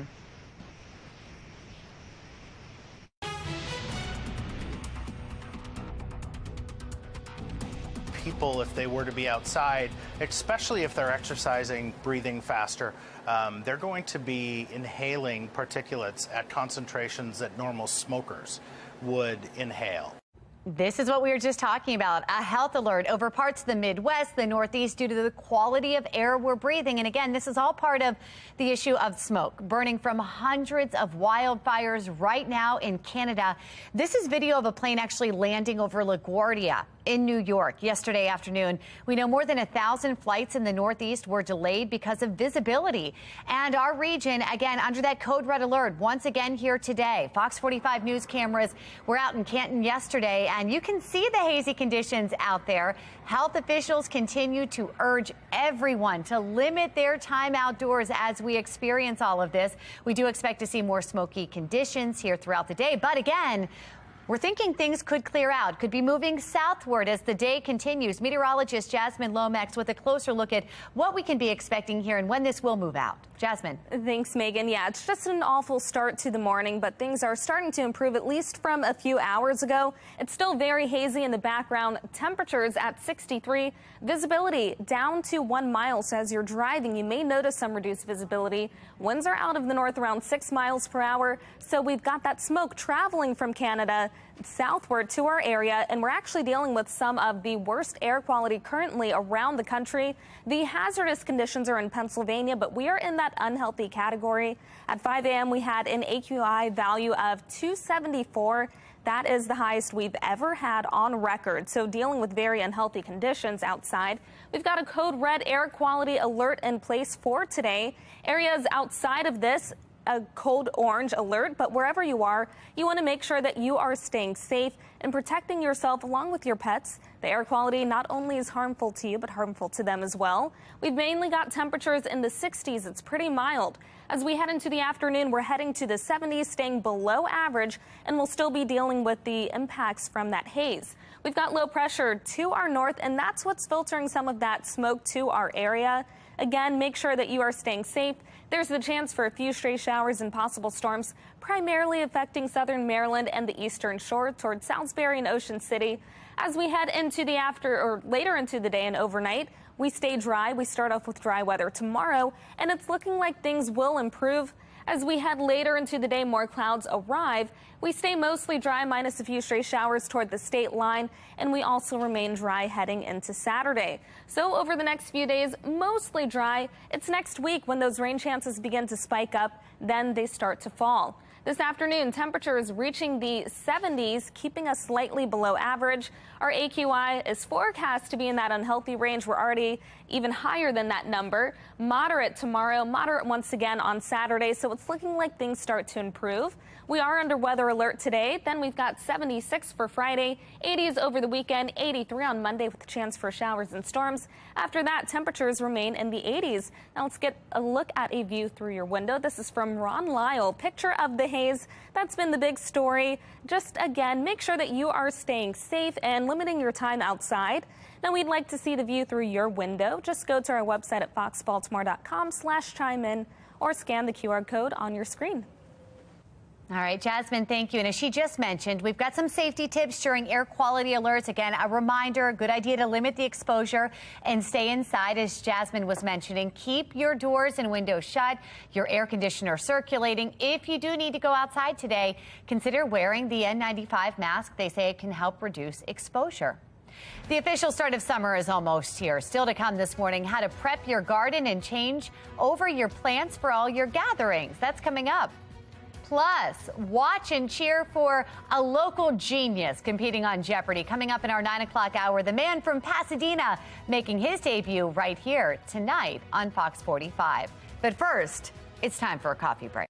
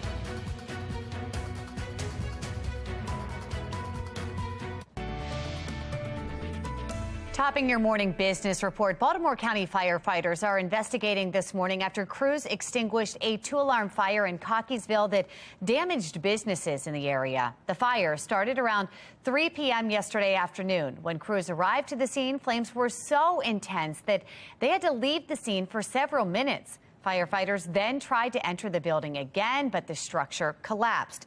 Luckily, there are no injuries to report.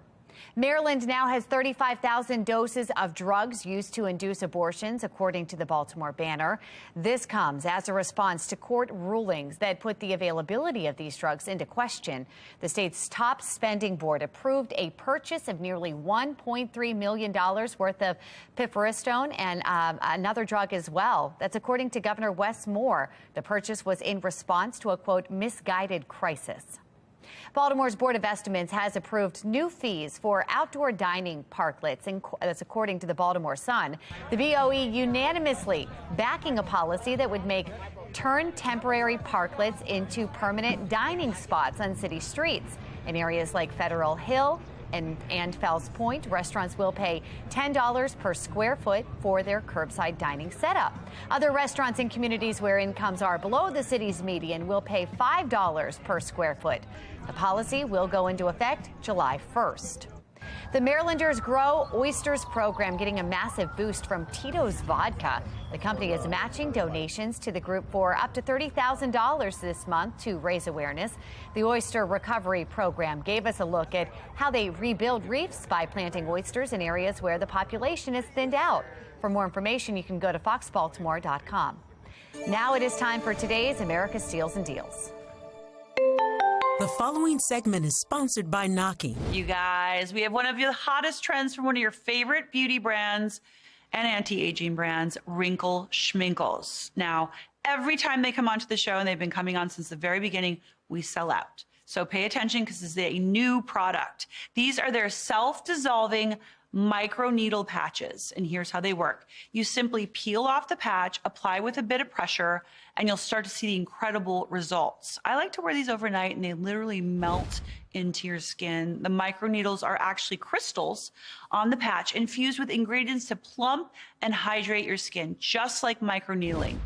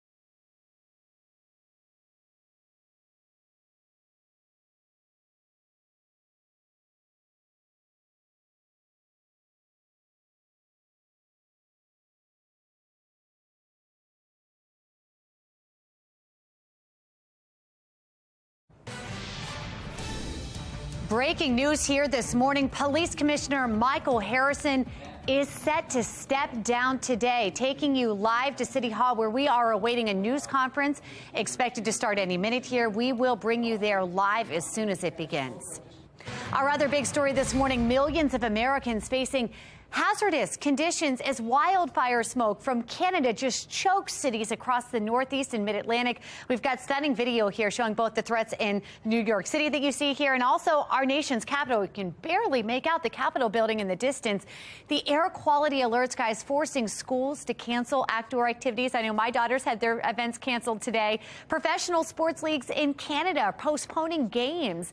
This smoke even triggering flight delays at some of the busiest airports in the country right now. Let's go ahead and take you live now to State College, Pennsylvania. Take a look at this shot right here. This is actually from Beaver Avenue and Allen Street, where they're seeing some of the worst air quality in the region being felt there right now. Happy Valley still at a very unhealthy level right now.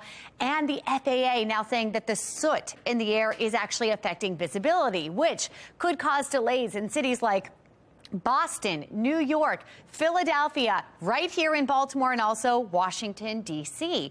For a little while yesterday, the FAA issuing a ground stop at LaGuardia Airport. At 8 o'clock last night, LaGuardia had 86 delays, 17 cancellations. That is the most in the country for the day, topping FlightAware's misery map. Unfortunately, today, looking like we could see that again. It's not over yet. You can see much of Maryland in the red. That is highlighting the unhealthy areas there. The orange is unhealthy for the sensitive groups. And as you look at the Baltimore area here, guys, these numbers actually worse than what we saw yesterday. The AQI at 161, we were 151 yesterday. Hoping this moves out of here soon. With the answer on that, meteorologist Jasmine Lomax. A lot of our meteorologists certainly following this. Jasmine, when do you think this is going to move through?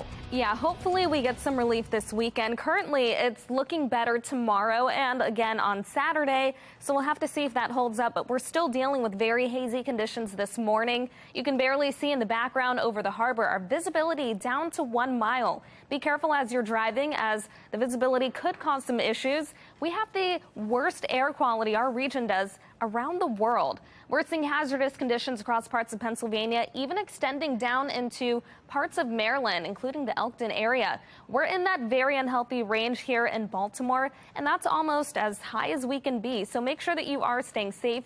This impacts everyone, including your pets, so protect them as well. We're under a code red air quality alert. We're expecting those AQIs to stay around 161. However, we've already exceeded that number. Values are higher than they were yesterday. We've got temperatures starting off mainly in the 60s, not too bad as you step outside for temperatures, but you will notice the hazy conditions and the smoky conditions. We've got low pressure over New England. That's leading to winds that are northward toward our area. That's leading to showers and storms. So as we move forward, temperatures, rain, and we're going to send it over to the anchors. Actually, Jasmine, we're going to take you live to City Hall, where we're getting word that the announcement on Police Commissioner Michael Harrison stepping down is about to begin. Let's go ahead and listen in as the mayor steps up to the podium. Good morning. I want to thank everybody for being here this morning. I am joined by Commissioner Harrison, Deputy Mayor Barksdale, our City Administrator Faith Leach, Deputy Commissioner Worley, and the entire upper command staff of the Baltimore Police Department. We're here today to make an announcement that will have a significant impact on the future of public safety here in Baltimore. Today, we are announcing that Commissioner Harrison will be departing his role as Baltimore Police Commissioner, and importantly, also announce my decision to nominate Deputy Commissioner Worley to lead the Baltimore Police Department moving forward. Over the last few weeks, the Commissioner and I have had numerous conversations about the future of our police department. And over the course of those conversations, it became clear to both of us that this was the right time to make this transition. And with that, I will turn it over first to Commissioner Harrison for a few words. Mr. Commissioner. Thank you, Mr. Mayor.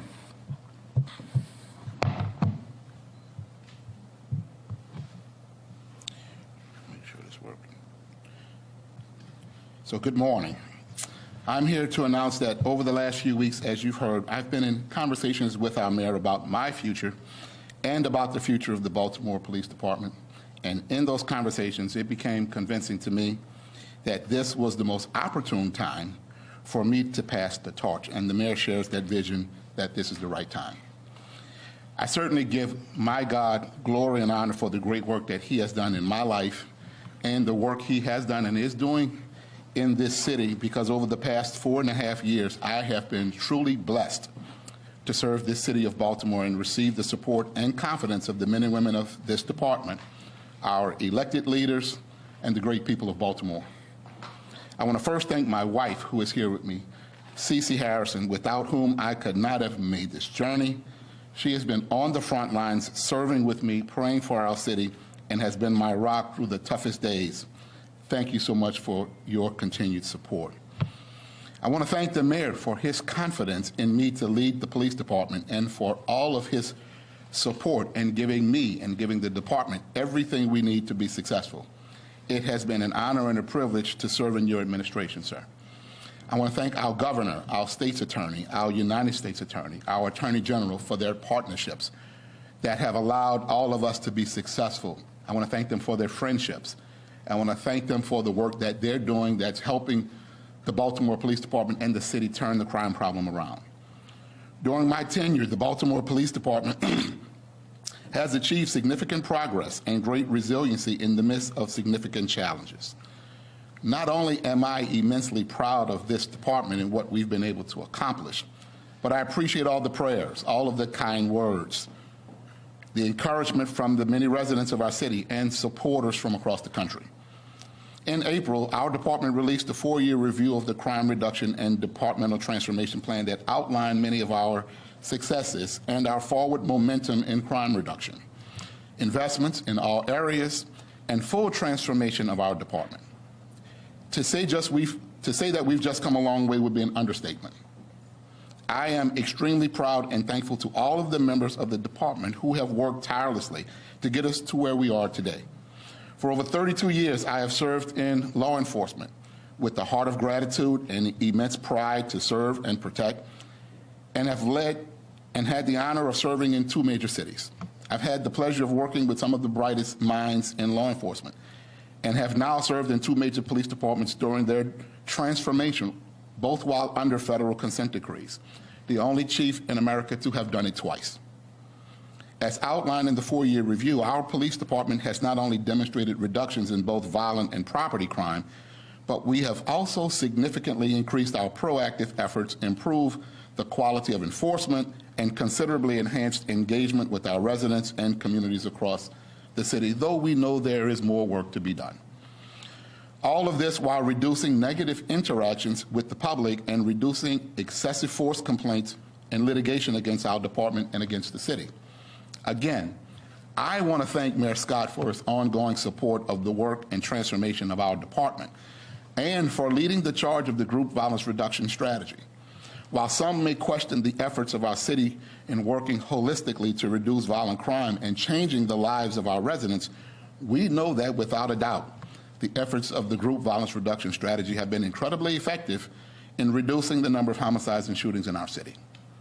I want to thank Judge James Berdar, who oversees our federal consent decree. Your support of my administration has been vital in ensuring we continue transforming the agency into a world-class department. Not only has our department hosted more than 40 other jurisdictions who have come to our doorsteps to learn about best practices and model our policies, we truly have become the greatest comeback story in America. I also want to thank my deputy commissioners and my senior leadership team who are all standing with me today. I say this all the time and I'll repeat it today. This is the Vince Lombardi world-class Super Bowl winning team. I would put this team up against any other leadership team in the United States of America. There is no comparison. Together, we have truly raised the bar in policing. Lastly, I want to send a message and thanks of gratitude to the men and women of the Baltimore Police Department. Your hard work and dedication have been tremendous in its role of the police commissioner to set the vision and direction of the department, but real change, real impact, real transformation is not possible without the rank and file officers, sergeants, lieutenants, command members, civilian staff and support staff, professional managers, and contracted employees and personnel that get the work done each and every day. The opportunity to serve as your police commissioner is one that I will always cherish. I now congratulate future Commissioner Worley, who I've had the privilege of working side by side with, leading, mentoring, coaching, grooming. I have sent him and others to the best leadership schools in this country to prepare him for this day and for this very moment. I have full confidence that he will lead the BPD forward with even more accomplishments and continue the greatest comeback story in America. And although we're making this announcement today, I will be fully accessible to Commissioner Worley and to Mayor Scott until the commissioner is fully confirmed. And again, I want to say a special thank you to my wife for your ongoing support. And I want to say a special thank you to this city and the people of this city. Seeing you, hearing from you, shaking your hands at the gas station, in the supermarkets, at church, is why I wake up every day to do this job again the next day. My wife and I have grown to love this city, and we have become immersed in the Baltimore culture. And I just want to tell you, not only thank you, but I love you. I now say thank you to the commissioner for stepping up to take not only this challenge, but this opportunity, and I have full confidence that he, along with the mayor and along with this entire team, will keep the Baltimore moving forward. Thank you. Thank you, sir. Thank you, Mr. Commissioner. And let me say, on behalf of all Baltimoreans, I want to thank you for your leadership over these past 4.5 years. And I think it's important for us to all be reminded that when Commissioner Harrison arrived, I was the chair of the City Council's Public Safety Committee. And when the commissioner and I first met, he said to me, I will leave this department better than I found it when I arrived, and I will make sure that the person replacing me will be from within the department. And well, Mr. Commissioner, I think that we know that we're here today and we have a much stronger BPD. And you heard him say just a little bit of it, but in just a few years, BPD has went from an example of everything that was wrong with policing to the example of how you can start to repair those relationships, build those relationships, go through reform, policing reform, doing that work done over these past 4.5 years to have us now be the leader, the place that other departments, that other mayors, that other chiefs look to how you can do reform and focus on getting guns off the street and holding people accountable at the same time. We've taken those meaningful strides simultaneously with tackling our public safety goals and laying out the vision for a greater Baltimore.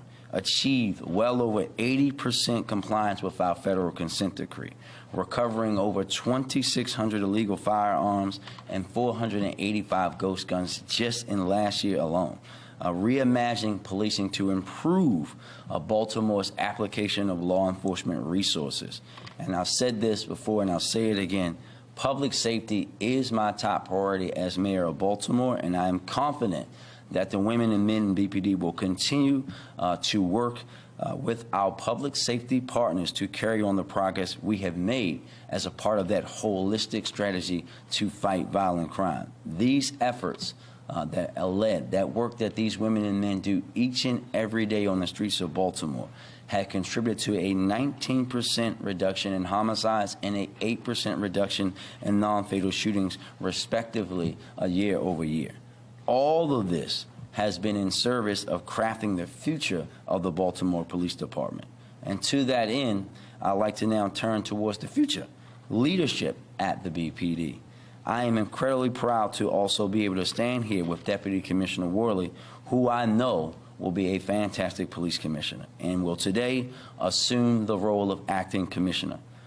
Time and time again, over his more than 24 years serving with the BPD, Acting Commissioner Worley has proven his commitment to our city. As a fellow son of Baltimore and an experienced public servant, it is clear that he is the right person to lead our department into the future. Someone who has played a variety of roles within the police department, Acting Commissioner Worley will continue his hard work to make that vision a reality. And I am really excited to continue the partnership we built so far as a part of our shared commitment to building a better, safer Baltimore, the place that we have always called home. And with that, I will turn it over to Acting Commissioner Worley for a few words. Thank you, Mayor Scott, for the kind words, and thank you, Commissioner Harrison, for the trust and hard work. When Commissioner Harrison first got here, the first meeting I had with him, he told me he was going to start grooming his successor, and that wasn't just me, it was for all the command staff. And he's done that from the day he got here until today, and I will continue to call him and ask him for advice as we move forward. I also want to thank Mrs. Harrison, because there was many late-night calls, many dinners, many movies interrupted where I had to call him and ask him for different things, so thank you to ma'am. It's an honor to be standing here. I've dedicated my life to service the city of Baltimore. Like the mayor said, I was born and raised in Baltimore, and I look forward to continuing that service. We've already achieved significant progress in addressing public safety challenges within the city. So much of that can be attributed to the policies and investments that Mayor Scott has put into the city, as well as the things and changes that the commissioner has done along the reform process and the crime fight. I'll have significantly more to say to the citizens and elected officials and everyone else in the city as we move further into the confirmation process. I just want to say thank you again to the mayor, thank you again to Commissioner Harrison, thank you to all the command staff and all the citizens of Baltimore. I look forward to working with everyone, and thank you. Thank you, Mr. Acting Commissioner, and we look forward to working even closer with you as you move into your new role. And with that, we will open it up for questions. Right? We're going to prioritize an initial question and follow-up from each outlet, and then circle back for additional.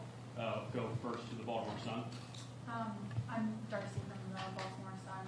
Why make this decision now? You talked about having multiple conversations. What made this the right time for the change? Well, I think we've been having these conversations, as I said, for weeks. I think that when you consider where the department is, when you consider the progress that's been made, and what better time than right now? We know, as the commissioner said, as I said, that this has always been his intention to make sure that we're building from within, that we're providing that ability for us to grow from within, to something that, quite honestly, in the past, the BPD hasn't been prepared to do. So we think that now is the best time to do that. Go next to the banner. Yes. Alan Willis from the banner. Commissioner Harrison, what's next for you? I've been creative.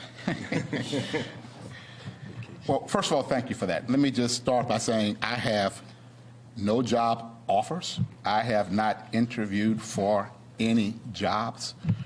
The first thing is for me is to breathe.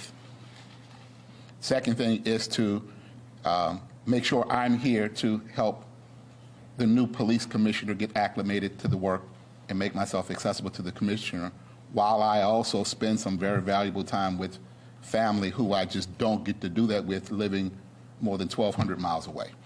And right now, it is about making sure that I can get some rest. I have been doing this in 2 cities now for 9 consecutive years with no break. So I'm proud to have done that. But now it's time to pass the torch. To be totally honest, to get a little rest, and then I can then look at options further down the line. Thank you. Go next to WBAL-TV. Good morning, Mayor. Barry Sims, WBAL. Question for you and also for the acting commissioner. One of the things that happened as the city's been looking for commissioners before, we've looked outside a lot of times. This time, it looks like we're inside. We know that Deputy Commissioner has come through the ranks. Was that, how much of a concern was that as we were looking into this transition, and also how will this also impact dealing with the consent decree? Well, I'll say this, and I think that we'll say again, Barry, that this was one of the first conversations that Commissioner Harrison and I had, right? We talked about how Baltimore historically has went to outside. And he said that, and he was a man of his word, that he was going to invest in those in leadership and command in this department to make sure that when this day came, that the person replacing him will be from within. And that's why we're here today.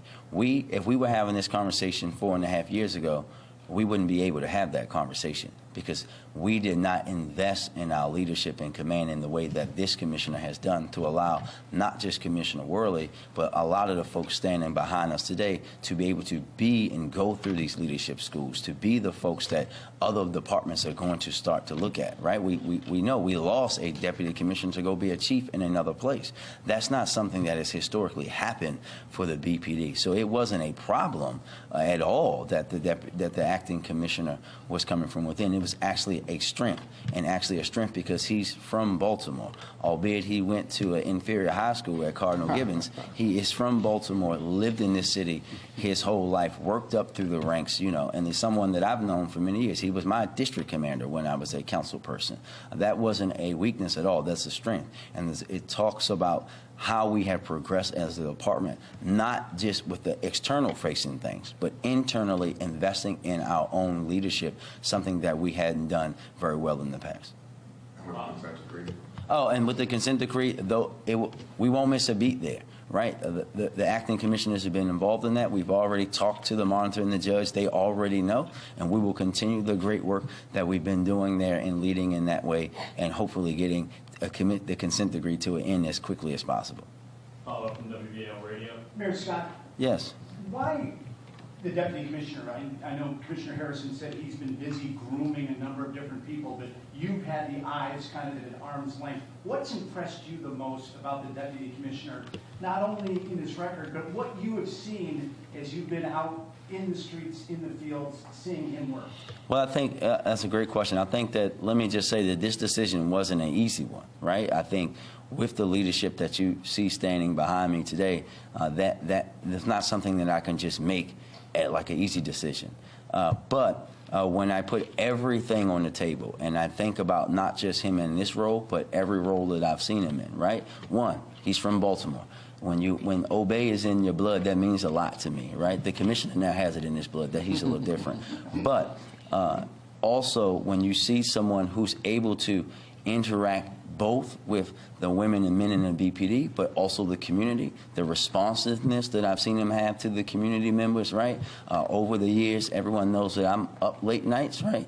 I know that there's one other person for sure that is sending emails at 2 a.m. and then it's this guy, right? I think that all of those things together with the leadership and the things that the commissioner has done to prepare him is what led me to that decision. Next, FOX45. Yes, Shannon Lilly with FOX45. My question is for Commissioner Harrison. Do you think it was wise, as you're moving out now, to not go after low-level crimes over the last several years?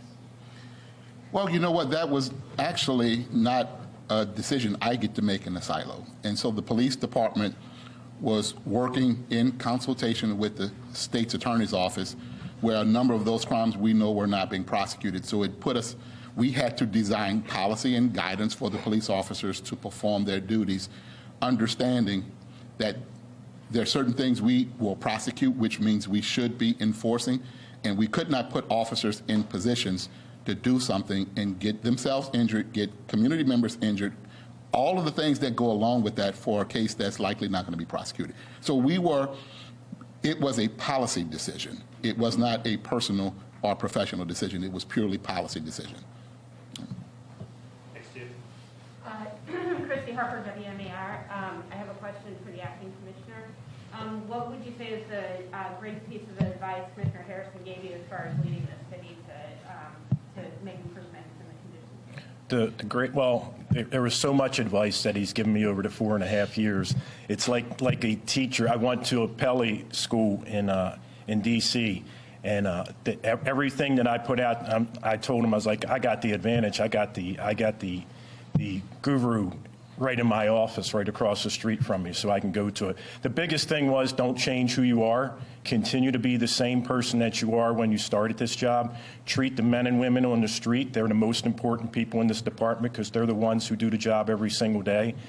Build relationships. I hope he hasn't copyrighted this. It's build relationships where none exist. Repair the relationships that are broken, and continue to strengthen the ones that are already there. I think I screwed it up, but you get the point. And WJZ, do you have one? Mayor, are you going to entertain a question about the quality of air? Yeah, sure, Senior. Can you give us your take on that, please? Yeah, listen, this is a serious thing. And this, as I said yesterday, if you don't have to be outside, don't.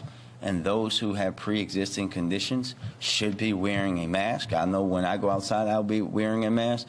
We have, Rec Parks has suspended all of our outdoor activities, so there will be no track practice, no outdoor sporting events, any of that through Friday. We're going to do that, and we advise everyone else to do the same in their private lives. This is something that we should take very, very seriously. I know no one wants to be hearing from me talking about wearing masks again, but we should know now that I'm only going to do that when it's in the best interest of people's public health and safety. Do we have an outlet that hasn't asked yet? Nope. Okay, go next. I have a question for the acting commissioner. You mentioned 24 years in service. In those 24 years, was it your dream to ascend to be a commissioner? And as well as, what is your one thing that you would want to accomplish during your time as commissioner? I never, when I first started the job, I was a little older. I was 34. So when I first started, my goal was to be a sergeant in 5 years and a lieutenant in 10, and I didn't really think much after that. And then I became a captain, and all of a sudden I wanted to move up. And eventually, one day I wanted to be the commissioner. And what happens is most of the time you don't become a commissioner in the city, the agency that you come through. I'm lucky enough to hopefully do that now. And then what was the second question? I'm sorry. What is, in your 24 years, what is one of the things that you want to change with the Navy department? I think we've already done that. We've changed the department. We went from being a warrior to a guardian mentality. We've changed the men and women. Since the commissioner's been here, we've not only reformed the department, but we're lowering crime while we're doing the same thing. And that's very, very difficult to do, to achieve both of those things at the same time. Any additional questions? Just kind of a follow-up. As a leader, then, how do you intend to maintain contact with, as you said, those on the street? Well, you go and visit roll calls, you go to crime scenes. Unfortunately, you see that's usually when you see a lot of them. But you visit roll calls. I'll follow the model that the commissioner brought. He went out and visited the community. He was always out in the community. He was always out talking to the officers. And you just treat them the way I'll treat them the way I've always treated them from the time that I became an officer until the time that hopefully I'll be in the commissioner's office permanently. But I'll just continue to do what I've done for the last 24 years and follow the example that Commissioner Harrison has set. And last question, WBFF. This is for the acting commissioner and Commissioner Harrison. And this is dealing with Commissioner Harrison as you're leaving. What is it that you are hoping that the department will focus on in the fight on crime? There's so many different issues. What is the main thing? And also, acting commissioner, what is it that you plan to work on as you get started? Well, I think there's so many things, but I'll give you a very general thing. I think the department should continue to follow the pathway that has been set, continue to follow the plan that has been working, continue to make sure that we do our very best. The agency does its very best to be the best that it can. You know, Vince Lombardi, and I love Vince Lombardi, said, perfection is not attainable, but if we chase perfection, we'll catch excellence. My hope is that the department would always try to chase that perfection so it can always be in a perpetual state of getting better, and every day they will get better. I'm looking for them to surpass anything that I have done. It has been with the mayor, our council members, our state delegates, our community members, the men and women of the department working together. No one person did it, but I would think that the next commissioner would do the same thing, not think that he or she does it alone, but incorporate the entire community into the plan, into what it really takes to be successful, and never be satisfied. I agree with the commissioner. We just continue what we're doing. We're having success this year. The mayor has already given you the homicide and non-fatal shooting numbers. Robberies are pretty close to down. I didn't see the numbers today. If they hover right around even. So we're on the right path and continue to build a group violence reduction strategy. That's the city's strategy, and we will continue to do that as we move across the city and continue the work that we've been doing for the last 4.5 years. There you go. Thank you, everybody. Thank you.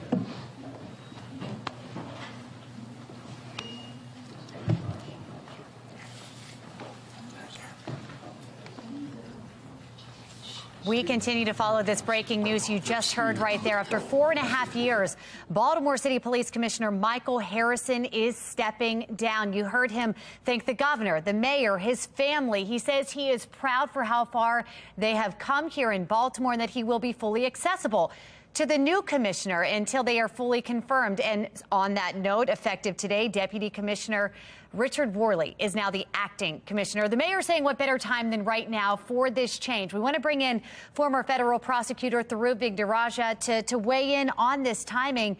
Tharu, are you surprised? They touted the improvements the police department has been making. We are still in the middle of the federal consent decree. Do you think the timing is right? Look, this is mystifying that we are doing it at this moment, but let's be clear, consistent with who he has been, Commissioner Harrison just performed a really graceful exit, and you got to commend him for the way in which he is making this departure. But it's not just juvenile crime being up. We're still under a consent decree. We're still hemorrhaging personnel, losing almost 100 police officers every year. To suggest that now, right on the beginning of the summer, the killing months in Baltimore, is the right time to replace your CEO, especially in light of all the other changes and dysfunction that we're seeing in City Hall, I do find that pretty perplexing. So why, Tharu? Why do you think this is happening? We heard Harrison say he doesn't have another job offer right now, that he just needs a breath. He had 9 years of doing this in New Orleans and then in here. He wants to spend time with his family. Is that the truth? Is there more behind this? There's got to be more behind this. You heard the mayor saying that there were conversations behind closed doors between him and the mayor about the commissioner's future and the city's future. It sounds like there may have been some irreconcilable difference about their approach, about what they wanted to see happening. And this reflects, I think, a concern that a lot of us have about the mayor. I mean, so much dysfunction and turnover in the mayor's office. To have your head of police leave just before the summer months, to not be able to convince him to stick around until at least the end of the year, is really remarkable. There's got to be more to the story. I don't know if we're ever going to learn it. It feels like there should be more, but they must be good actors, through, because they all looked as though it was harmonious. I mean, Harrison thanking everyone. He appreciated his time here. And even the relationship between Deputy Commissioner Worley, who went to thank Harrison for all of his support over the years and teaching him how to eventually do this job. Is that going to help as we look to the future in this new position? Look, Commissioner Harrison and Commissioner-elect or interim Commissioner Worley are both professionals. They're consummate professionals. They are the kind of people that are going to show grace in this transition no matter what. They're never going to get upset. They're never going to. That's why they are who they are. And I don't know that anyone would necessarily second guess or question the choice of Commissioner Worley. He's a respected, seasoned police officer. He is a son of Baltimore. I think it's just the timing that's mystifying. Right. And when, amid so much other dysfunction and turnover in City Hall, to also lose the police commissioner, that has got to be a source of concern. Just when we're seeing some positive momentum, to see that be put at risk. Is it promising to see such what appears to at least be a good relationship between the mayor and Worley here? Does that seem as though maybe the City Hall and the police department will be working hand in hand? Look, that is indispensable, and I can't believe that the mayor would pick someone, especially from within, where he's gotten a chance to get to know Commissioner Worley over the years. He wouldn't pick someone that he's got a bad relationship with. I just wonder why we couldn't have had a 3-month transition, why we couldn't have made the announcement that Commissioner Harrison was leaving at the end of the year and that we were planning on having Commissioner Worley come in. The fact that it's happening so abruptly after that, controversial hearing earlier in the week, it suggests that this is being done in a dysfunctional way. It suggests it's being done in the same way that you've seen the chief of staff, the deputy mayor, the city administrator, all of these departures. I think our biggest concern is the mayor able to manage a complex institution, or is this another symptom of his lack of ability to do that? If it was complete dysfunction, though, you would think that he would be looking to hire outside of it and bringing someone from within, you know, again, maybe another line and that this could be a promising step forward. Look, I do think there's reasons to be optimistic. As much as juvenile crime is out of control, as much as we're losing police officers, as much as we remain under the consent decree, those homicide numbers are real. They are encouraging. And if we can sustain that over the course of the year, especially these summer months, that is something to be really proud of, both for Commissioner Harrison as well as the mayor.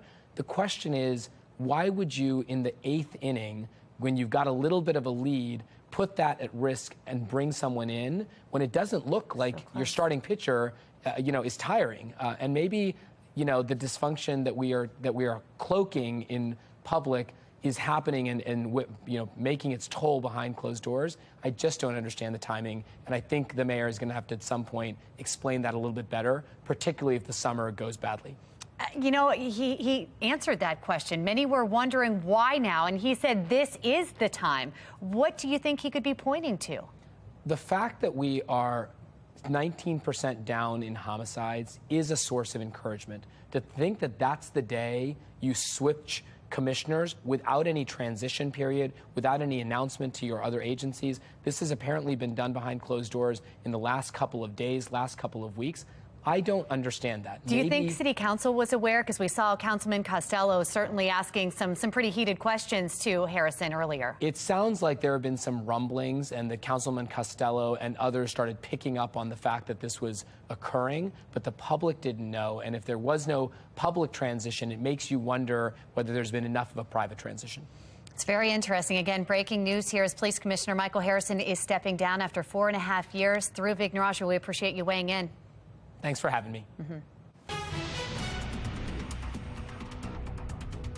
We continue to deal with very hazy conditions and low air quality outside. It's very hazy in the background. You can barely see anything. Our visibility down to 1 mile. Make sure that you're driving safely. We're seeing the worst conditions around our region, and this is for the world. We've got hazardous conditions across parts of Pennsylvania, even near D.C. hazardous. Here in Baltimore, we're looking at very unhealthy AQI values. So regardless of where you live, just make sure that you are staying safe. We've got a code red air quality alert for parts of Maryland. D.C. now under a code purple as they deal with that unhealthy air quality. Temperatures are mainly in the 60s this afternoon. We do start to warm up slightly. Here's the current setup. We've got a low pressure system toward New England, and that's filtering some of that smoke toward our area. We've got the chance for a few showers and storms along parts of the eastern shore as we head into the afternoon. Otherwise, we stay mostly dry this afternoon and overnight. We'll start with quiet skies tomorrow, and it looks like air quality should begin to improve.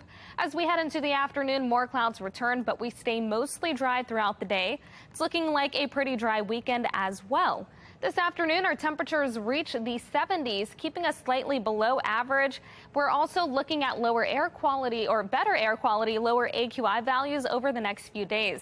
Temperatures 76 tomorrow, 80s over the weekend. Then we've got showers and storms on Monday, the chance for showers on Tuesday, and dry on Wednesday. We'll be right back.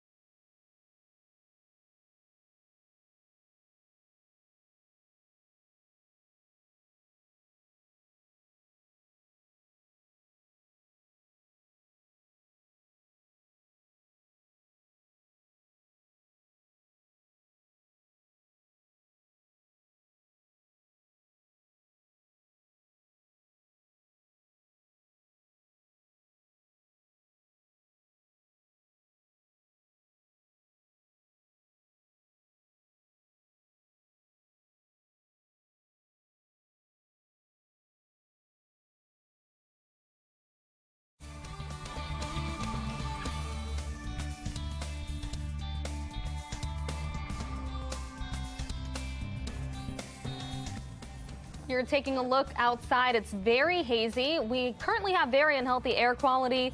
Conditions are forecast to improve over the next couple days, but make sure that you are protecting yourself and your pets. This is unhealthy for everyone. 76 tomorrow. Then we've got the 80s over the weekend and nice and dry. Our next chance for rain is on Monday, and we really need the rain. 83 on Monday and Tuesday, 85 on Wednesday, and pretty mild after that, staying in the 80s. All right, just getting through the next few days. Yes. Be safe, everyone. We'll see you tomorrow.